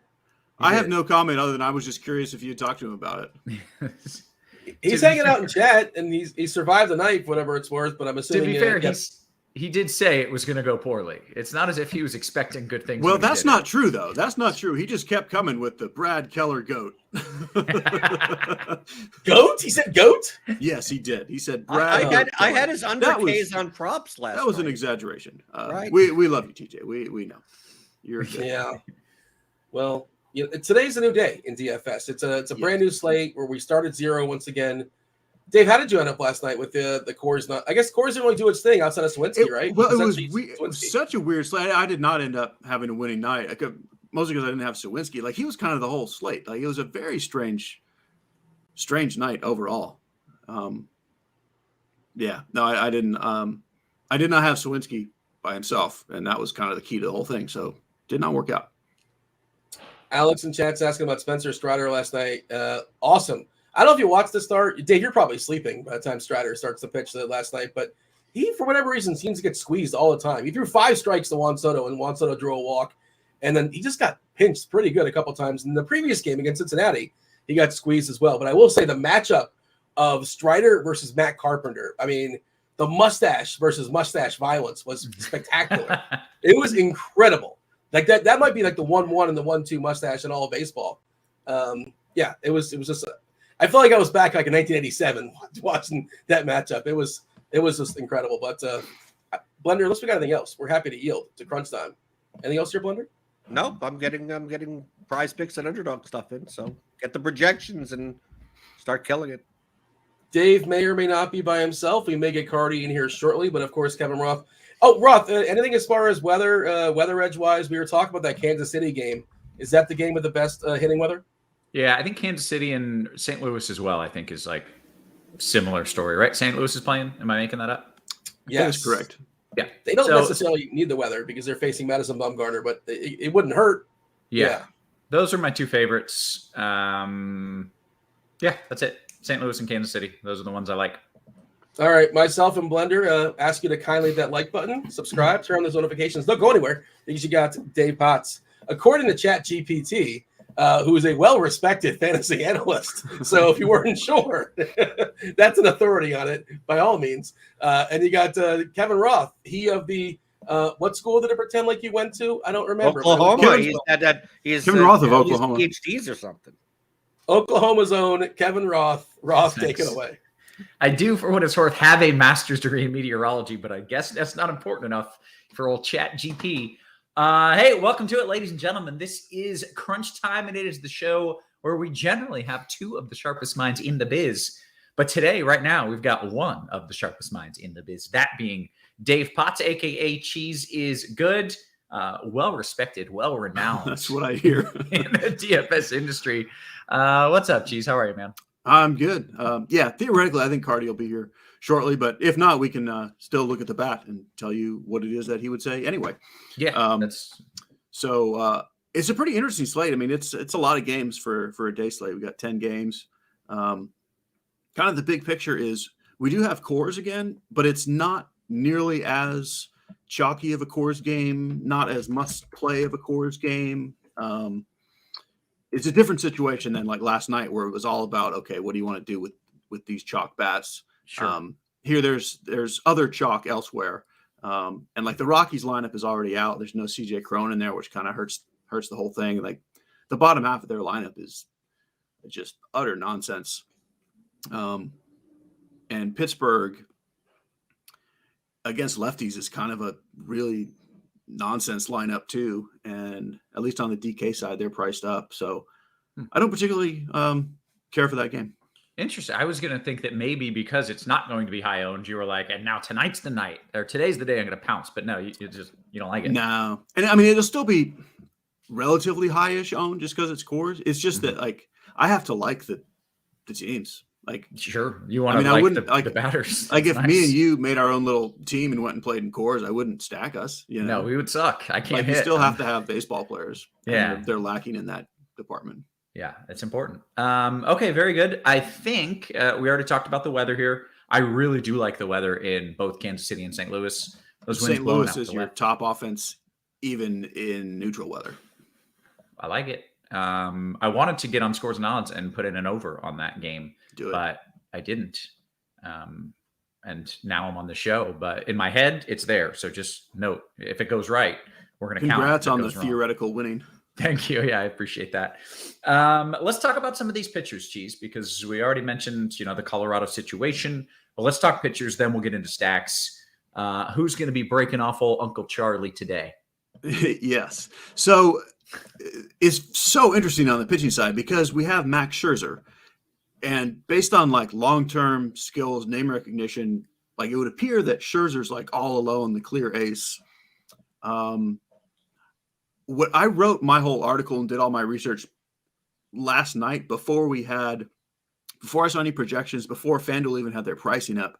And I that I was being kind of sneaky saying, hey, let's fade Scherzer. Ha ha. Right. Everybody's Sneaky. fading Scherzer now. Like it's kind of obvious. Like there's a lot of red flags with him. Okay. However, now I'm starting to think, do we really want to fade Max Scherzer like everybody else to play Trevor Rogers and Justin Steele? Is that actually really that smart now? If Max Scherzer is the contrarian play, I don't think we have to be overly worried about the matchup. At least the second half of the lineup is nothing. I mean, the top half is still the Dodgers, and they're good. Officially, Scherzer is my SP 3.5. Okay. Justin Steele is my SP 1.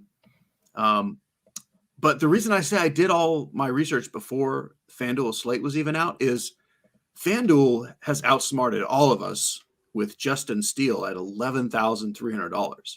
Like everyone $1,100 more than Max Scherzer. Yeah. Like you thought you were going to get him wild. cheap, but no. Yes. So now I'm thinking Trevor Rogers is probably the FanDuel chalk on a Max Scherzer slate. I mean, that just sounds weird, right? Do you even know who Trevor Rogers is? I thought that he was a guy who like either sang country songs or maybe did something with fried chicken. Yeah, like he was a gambler and stuff. Yeah, right. But you've heard of Max connotation Scherzer. there. You've heard of Max Scherzer, yes? Of course, he's got two colored eyes and he like yells at himself. Like if I just asked you, hey, do you want chalky Trevor Rogers or contrarian Max Scherzer? Regardless of anything, you would say what?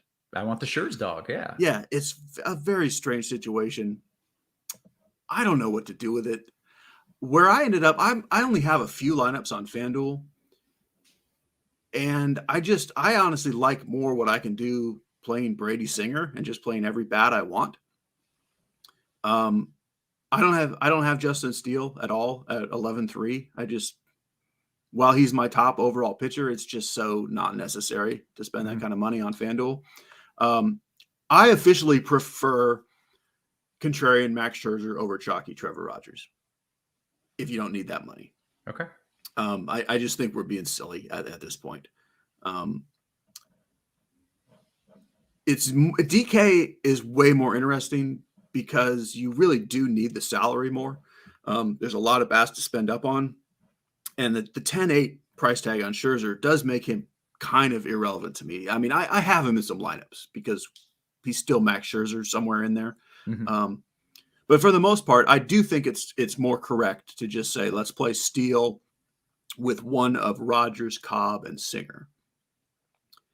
And that's pretty much it. Rogers, okay. I mean, there's a lot Steele, of other Cobb, and names. Singer. There's a lot of other names I'm looking at here. There are. And they're all like kind of almost close. Mm-hmm. But they're not to me. To me, they're further apart than the projections would suggest. Okay. Lauer, Morton, Clevenger, Quantrill, Taijuan Walker. Those five guys, lunch, are really close in overall skill level to Cobb, Singer, and Rogers. Like it's not like there's some huge separation. But with the way they're all pitching this season, along with what the matchups are, I end up with a pretty big gap in between those two groups. So I'm just playing the 5 up top, fading everyone else, with the exception of I have like one Jake Woodford lineup just because I needed every bit of salary to do something goofy. But quite officially, I think you only need 5 pitchers in your pool today. And I don't think you have to worry about Scherzer on DraftKings if you're doing a few lineups. Although I'm doing more than a few, and I do have some Scherzer just because of that ownership. Okay, 2 names here that I'm not sure you brought up. 1, Perez, and 2, Oviedo. Yeah, so Perez is a definite strong no for me. like with Oviedo, I mean, I kind of get it.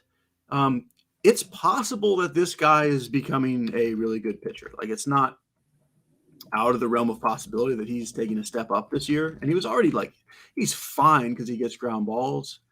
It's just, it's so unnecessary. And I can't make any pretend case to like him better than Brady Singer, who's just a little bit more. Mm-hmm. But with this Colorado lineup and what he's done this season, like, I would not at all tell you that you're being crazy to play Oviedo. Okay. I'm not doing it, but I completely understand it. And yeah, as much as I love yelling at people, I would not yell at you for it. Okay. Quick note on Scherzer. Wasn't it literally last night we were talking about an old pitcher who everyone thought sucked because his first 3 starts didn't go well? Are we in a similar boat here? So, and who was no, that? we're not, because Scherzer also kind of has an injury, maybe. Like, his start was pushed back like 3 days for soreness in his side/back, which a guy like, he's had all kinds of injuries the last couple years. So like, you're adding on this extra layer. Mm-hmm. But officially, I don't at all think Scherzer is finished. I think we still see plenty of 10 strikeout Scherzer starts this year. And I wouldn't fall out of my chair stunned if it happened today. But because we've added a little injury question mark onto it, I just don't love it. Gotcha. And was it Snell last night? Well, that was the guy, or we were talking about a lot of people. Like, it might have been like some people were talking about Kershaw in that light. Carty was talking about Snell in that light. Yeah. Although Snell is a totally different case. Like, he does not fit the same mold. Okay. Kershaw fits the same mold, and Kershaw was awesome last night. Yeah. All right. Yeah. Okay. Good stuff. Let's talk about some of the stacks. I think we got Carty coming in. I was trying to stall just enough to get Carty's pitcher thoughts. Look at that.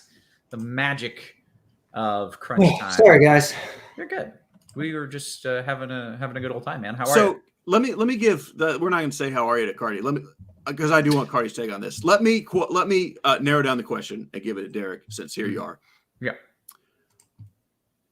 Are we now that we're seeing ownership being just weird, saying, "Hey, let's not play Max Scherzer because we can play Rogers and Steele"? Like, I thought I was going to be all sneaky, like, "Ooh, let's fade Scherzer." But if everybody's fading Scherzer, is that still the right thing to do, in your opinion? Is fading him the right thing to do, or yeah?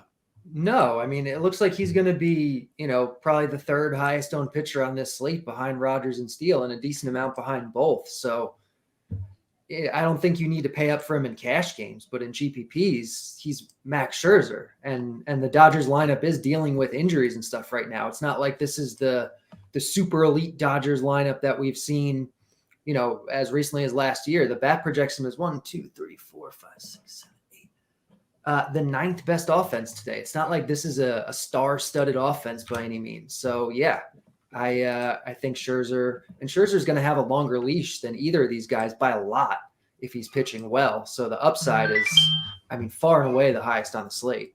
Yeah, that's where I came. Like I thought it was going to be this great. Ooh, Scherzer's good. Because I really thought, Scherzer will be like 40% owned, and then we can just go cheaper and fade him. But he's, I think, considerably less owned than Rogers and Steele, which is silly. So, yeah, I'm playing more than I thought I would. But then, so are you also on the page that in cash games, you don't need to play him? I think that's what you said, right? Yeah, no, in cash, I wouldn't play him, because just from a pure projection standpoint, he does project basically the same as Rogers and Steele, and he's a lot more expensive. So there's no need to pay up for him in that regard. But when you consider ownership and everything else in GPPs, he's great. Very good. Carty, any other names you want to throw in here other than those 3? Yeah, Alex Cobb and Brady Singer on DraftKings. See Roth? He's thinking French fries as well. 5 guys. There you go. That's it. 5 guys. Yeah, those are kind of the guys. Singer on both sites. Cobb's a little better on DraftKings. And I think in cash even, you can play one of them along with Rogers. And Steele, I don't think is strictly necessary on DraftKings. And Rogers projects as the best pitcher on the slate. So you're playing him in cash on both sites. And it's just who you're pairing him with on DraftKings. Okay, very good. Again, you and Cheese in very strong agreement here. So let's talk about some of the stacks now. We'll kick it over to the bats. Carty, we do have Colorado on the slate, but Cheese has informed me both teams kind of suck. And maybe it's not the best stacking spot, but you walk me through what you're seeing. Yeah, so Colorado and Pittsburgh are awesome. You know, we talked about it last night on the show. You know, like they're bad teams, but it's still Coors Field. It's still some of the better weather of the day. Let me see, what do we have here? Me. What's up? The weather's me. It's not like it was yesterday. Oh yeah, so it's a little cooler than it was last night, but still, It's still Coors Field, and they project as the bat kind of sees like a top 3 tier, and it's the Pirates, it's the Rockies, and it's the Cardinals against Madison Bumgarner because Bumgarner is terrible. Like Bumgarner projects. I was looking yesterday. Let me pull it back up. So the bat. Yeah, I was going to say, how close is he to literally the worst pitcher in the league? Third worst out of 301 pitchers the bat expects to make at least one start this year. 301 pitchers, and he is 299. Yikes. Who's worse? Tell us who's worse. That's interesting. Yeah. Do we know the dude who comes in 300 and 301? Adam Oller and Justin Dunn. I support those opinions. So what is his projection? Like, is he? What do you have him for, Bumgarner today? Let me look at him. Bumgarner is projected for a 6.39 ERA. Oh wait, no, that's the wrong column. 6.48 ERA. It's not good. Someone in chat asked about Corbin. Like Bumgarner wishes he was Patrick Corbin. Like, I mean, and that's not a joke. Like for real. Like he's far worse than Patrick Corbin, who we love picking on. Yeah. Okay. Well, keep going through your stacks, Carty. Yeah, so it's kind of those 3, but I think they'll be chalky-ish. And then you kind of have like a tier of they're all pretty good. And all going to be fairly low owned because a lot of the ownership is going to go to those 3 teams. The Philadelphia Phillies are kind of like the cream of that crop. I like Philly quite a bit. And then you have teams like Atlanta's really good. And then I think those are my top 5 for sure. And then you kind of have like a bunching, you know, the Mets, the Royals, the Rangers, the Padres, another handful of teams that are all just like you can play them. Okay. All right. Very good. Cheese, I think you're all over St. Louis. I think you're just like, I just want all the St. Louis. Yeah. I mean, I think they'll be more or less the chalk. I think Pittsburgh and St. Louis kind of split whatever you call chalk. But to me, like St. Louis is in their own tier as the top team. And then I've got a little group, which is, well, mostly Pittsburgh and Atlanta are next for me. And then I'll go with the kind of big group of like Phillies, Rockies. I've got the Royals and the Mariners in there as well. It does seem like the Rockies are not going to be as high owned as St. Louis and Pittsburgh. Yeah. But I think they're all kind of in the same tier. So if I was going to play one of those, I do think the Rockies are probably the one I like the most. Okay. Yeah, I think taking CJ Cron out of that lineup has really killed their ownership because I think people are less likely to stack the team as a whole when you don't know who to build around. Anthony says, any love for the Cubs? With the Cubs in either of your groupings here? Not at all for me. They're in there barely, but like, so this guy, Mason Miller, has pitched like twice in his life above Little League, but he looks like he might actually be really good. But I mean, who knows? Like, it's like I can't figure out where he's been pitching. He has been like, he doesn't have 10 innings at any level. Like what? I don't even know what to do with that. But all he's done is struck out everybody he's faced at all those levels. Okay. Yeah, the bat, I mean, based on the limited information we have, the bat thinks he's pretty good, but honestly, who really knows? It's the wildest sample size I've ever seen. Like he must have been somewhere doing something other than playing baseball. It's like 2021, 6 innings, 2022, 7 innings. Then he moves up a level for 2 innings and moves up a level for 5 innings. Like, what is happening? Yeah, I don't understand what he was doing. He must look really damn good. Like, that's the answer. Two games at AAA, 19 strikeouts and no walks. So he certainly doesn't suck enough. He was drafted in 2021, so he probably signed late, threw a few innings at the end of the year, And then in 2022, I can't explain it because he threw a total of 15 innings across 3 levels, and I don't know what else he was doing. Yeah, like he had to have been hurt. Okay, he was hurt last year. He had a shoulder injury. Okay. But that doesn't explain why he bounced between 3 levels. Like, yeah, everything's very weird about it. But anyway, he's at least potentially really good. So the Cubs are kind of sure, I have a couple in multi-entry, mostly because of the bullpen, but no. Okay. All right. Let's go position by position. Cheese, start us off with a little catcher talk. So I'm going to name mostly Cardinals. Wilson Contreras is far and away my favorite catcher. I don't know. We're waiting on a Braves lineup. I would think Sean Murphy gets a day off. If he doesn't, I like him. I really like Sal Perez a lot in tournaments.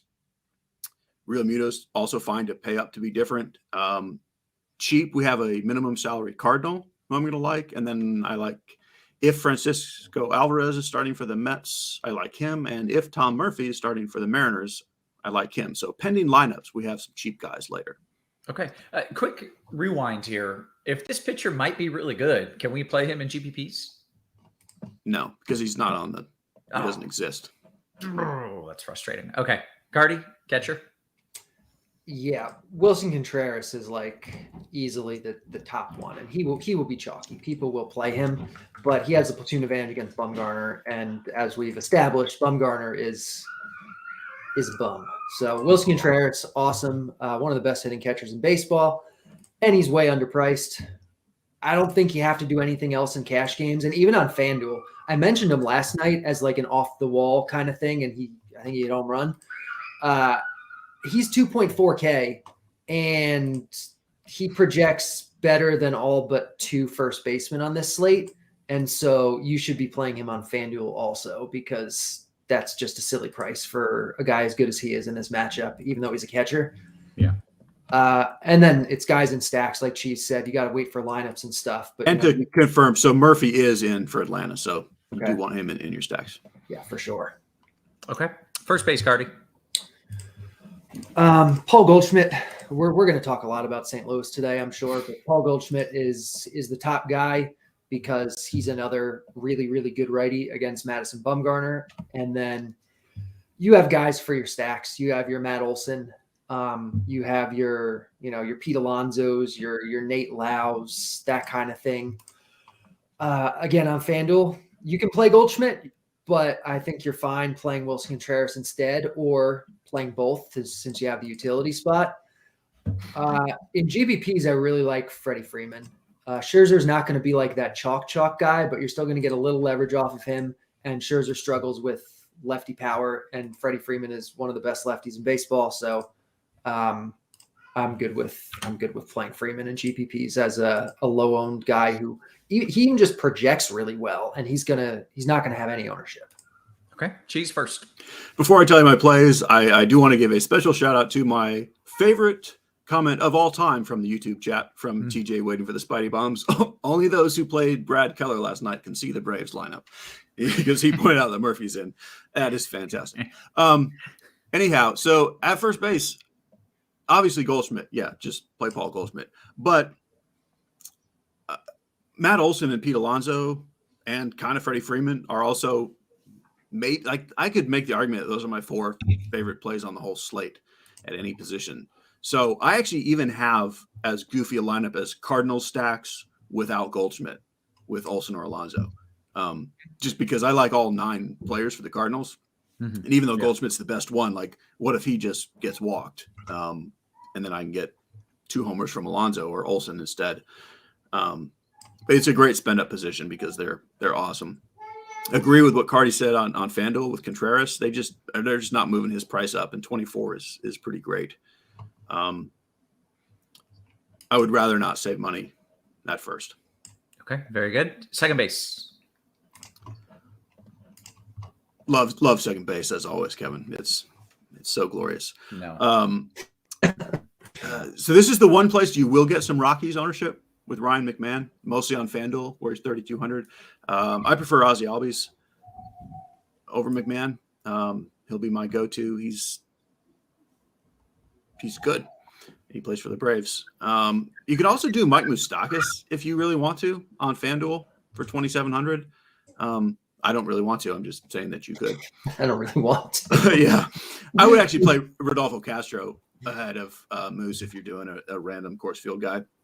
But I like Albies better. I like Tel Marte better than those guys. Yeah. And then Bryson Stott, more of a DK play where he gets a little bit of a discount leading off for the Phillies. Very good. Carty, second. Yeah, I agree. Bryson Stott, I think, is good. Ryan McMahon on FanDuel makes a lot of sense. On DraftKings, you probably are not getting up to that price point. But Stott is fine. Rodolfo Castro is fine.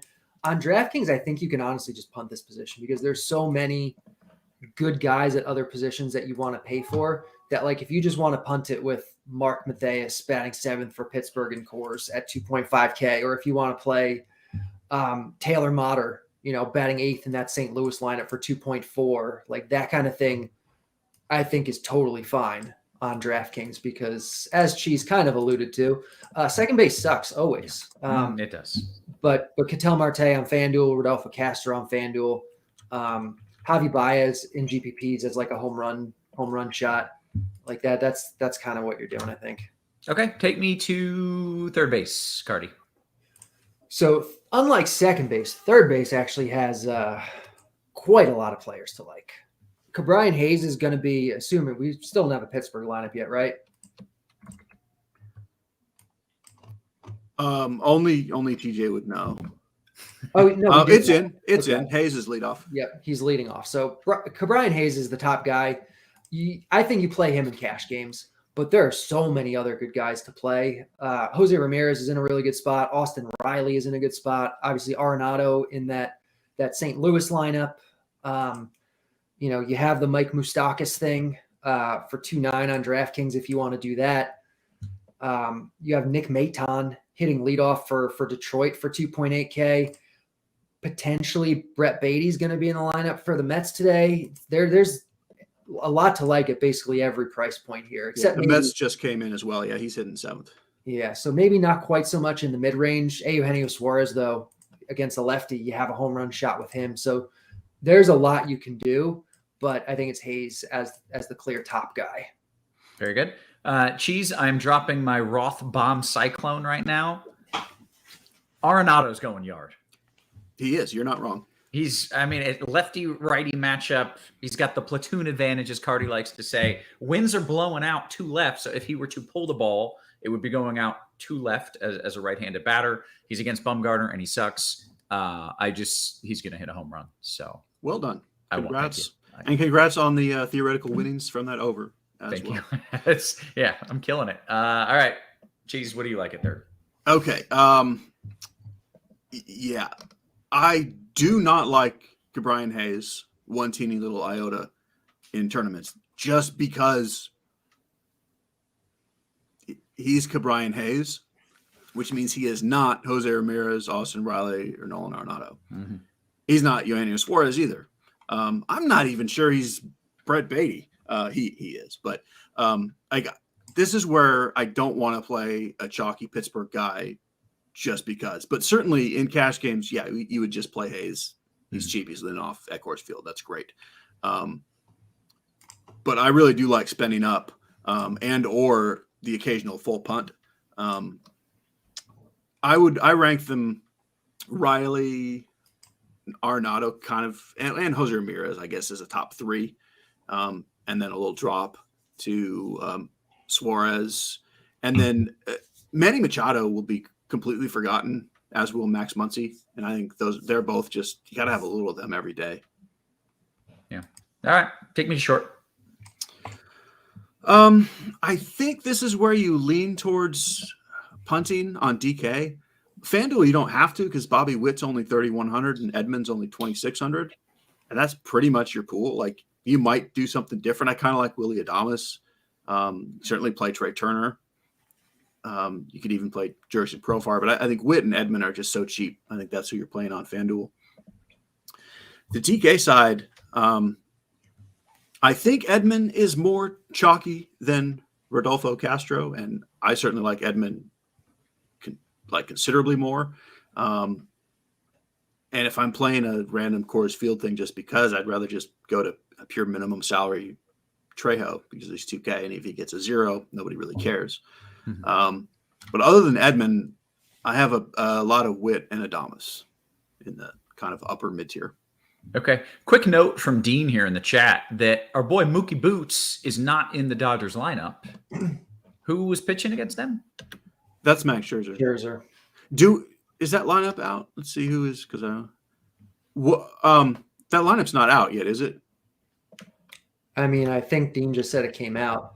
I know Mookie was not expected to be in the lineup, or at least not projected, so it's not going to. Well, if the lineup's out, it's out. I was confused because Dave Roberts said that he was going to play shortstop today, and he's the manager. But that doesn't mean. No, I don't see a lineup yet, unless Dean has got some secret sources, or maybe it just came out on Twitter and I haven't seen it yet. Yeah. Anyway, yeah, we did not project Betts in the lineup. Okay. I personally projected him in, but yeah, okay, the lineup's out. He's not playing. Okay. So Dave Roberts, who should technically be in charge of lineups, does not know who he's going to play. Great. Good stuff. Okay, but it doesn't change anything for most of us because he wasn't projected. Yeah. I thought that maybe this would be a huge boost to Scherzer, who we were already kind of starting. No, to we like. were projecting no bets anyway. Okay. All right. That's fair. Okay, Carty, I think we're up to you on shortstop here.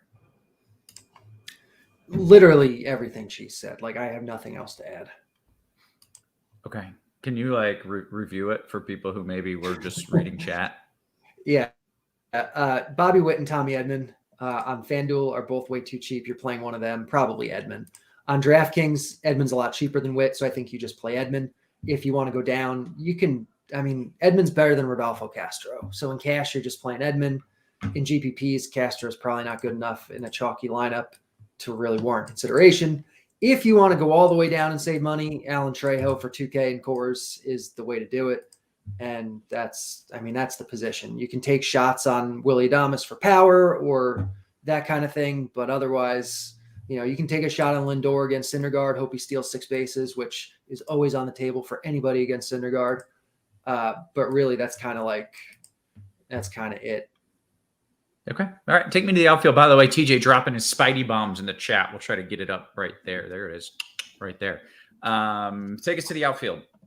So the top outfielder, believe it or not, is not from any of the 3 teams we've been talking all about. It's Ronald Acuna against Nick Martinez, who is not a good pitcher. And Ronald Acuna is very, very good at baseball. Mm-hmm. So I think especially if you're saving at some of these other spots, you're punting at second base, or you're going cheaper at short, or like whatever, you can get up to Acuna even in cash, especially because you have some of these cheaper,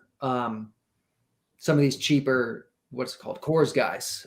You have Mark Mathias, who's, hitting 7th for Pittsburgh, and he's 2.5K. You have Tyler O'Neill, who's really, really good at hitting the ball hard, and he's facing Madison Bumgarner, and he's 4.3 on DraftKings. You have he's 2.6 on FanDuel. You have Chris Bryant for 3-1 on FanDuel. You have Andrew McCutchen, who's still a legitimately good hitter.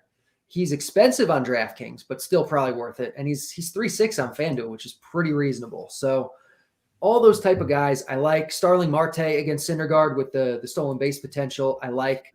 On DraftKings, Akil Baddoo is 2.4K in a pretty good spot. You have Connor Joe in the Coors game. Those are kind of like the best plays. Those are like the cash plays. And then you can do other stuff in GPPs. Obviously, in your stacks, with the Phillies, you can play Schwarber. You can play obviously with the Braves guys, you can play Acuna, but you can play some of the other guys. That's kind of the thing, I think. Yeah. All right. Cheese, outfield.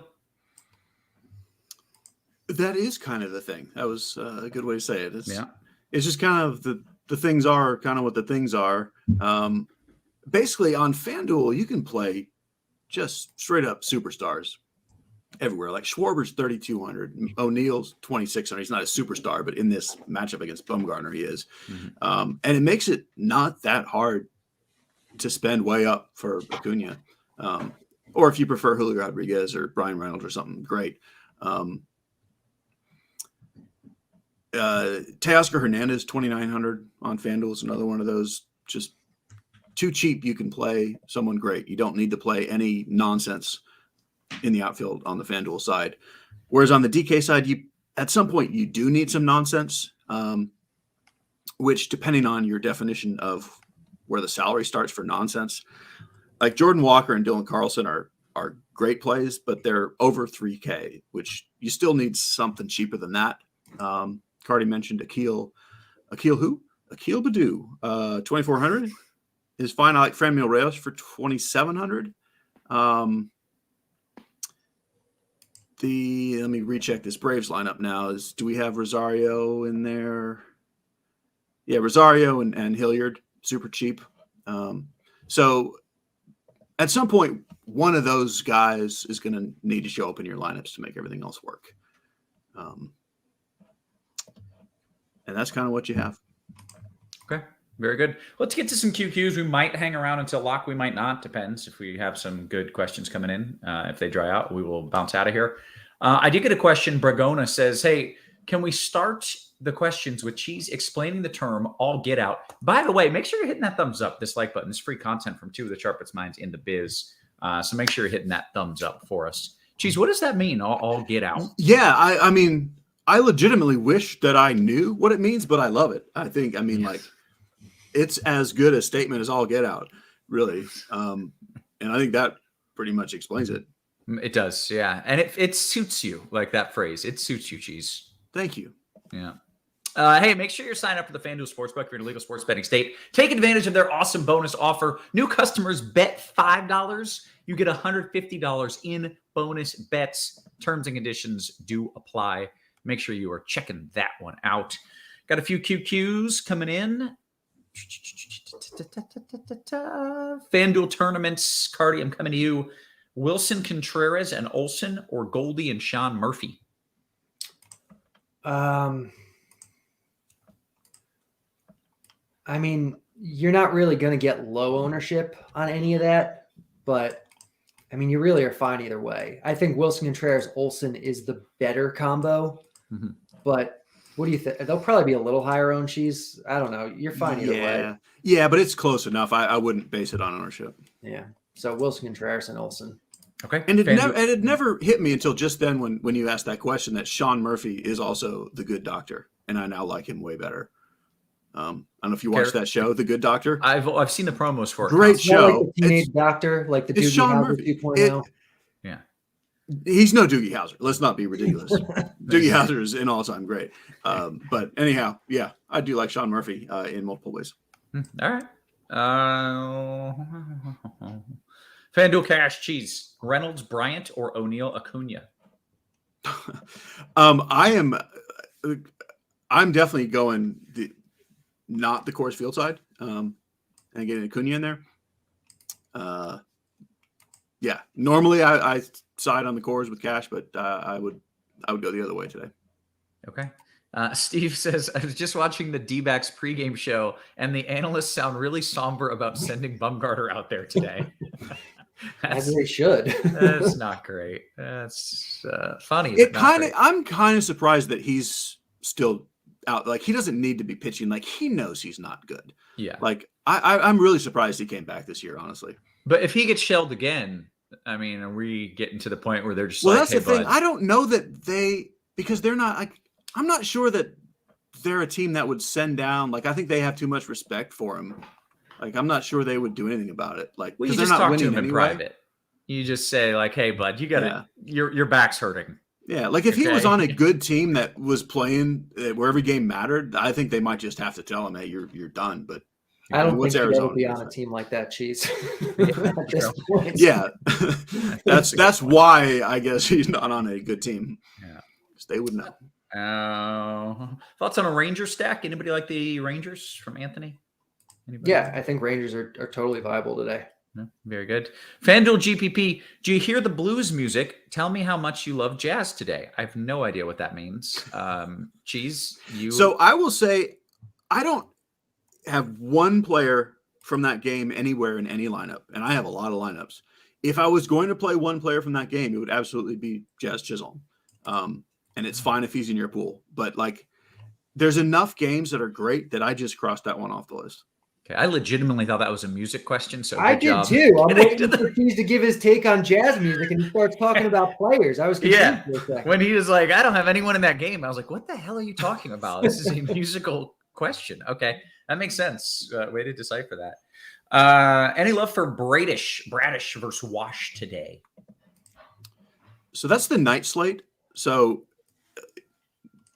not very related, but I guess maybe if you're playing on Yahoo, we have crunch time later, don't we?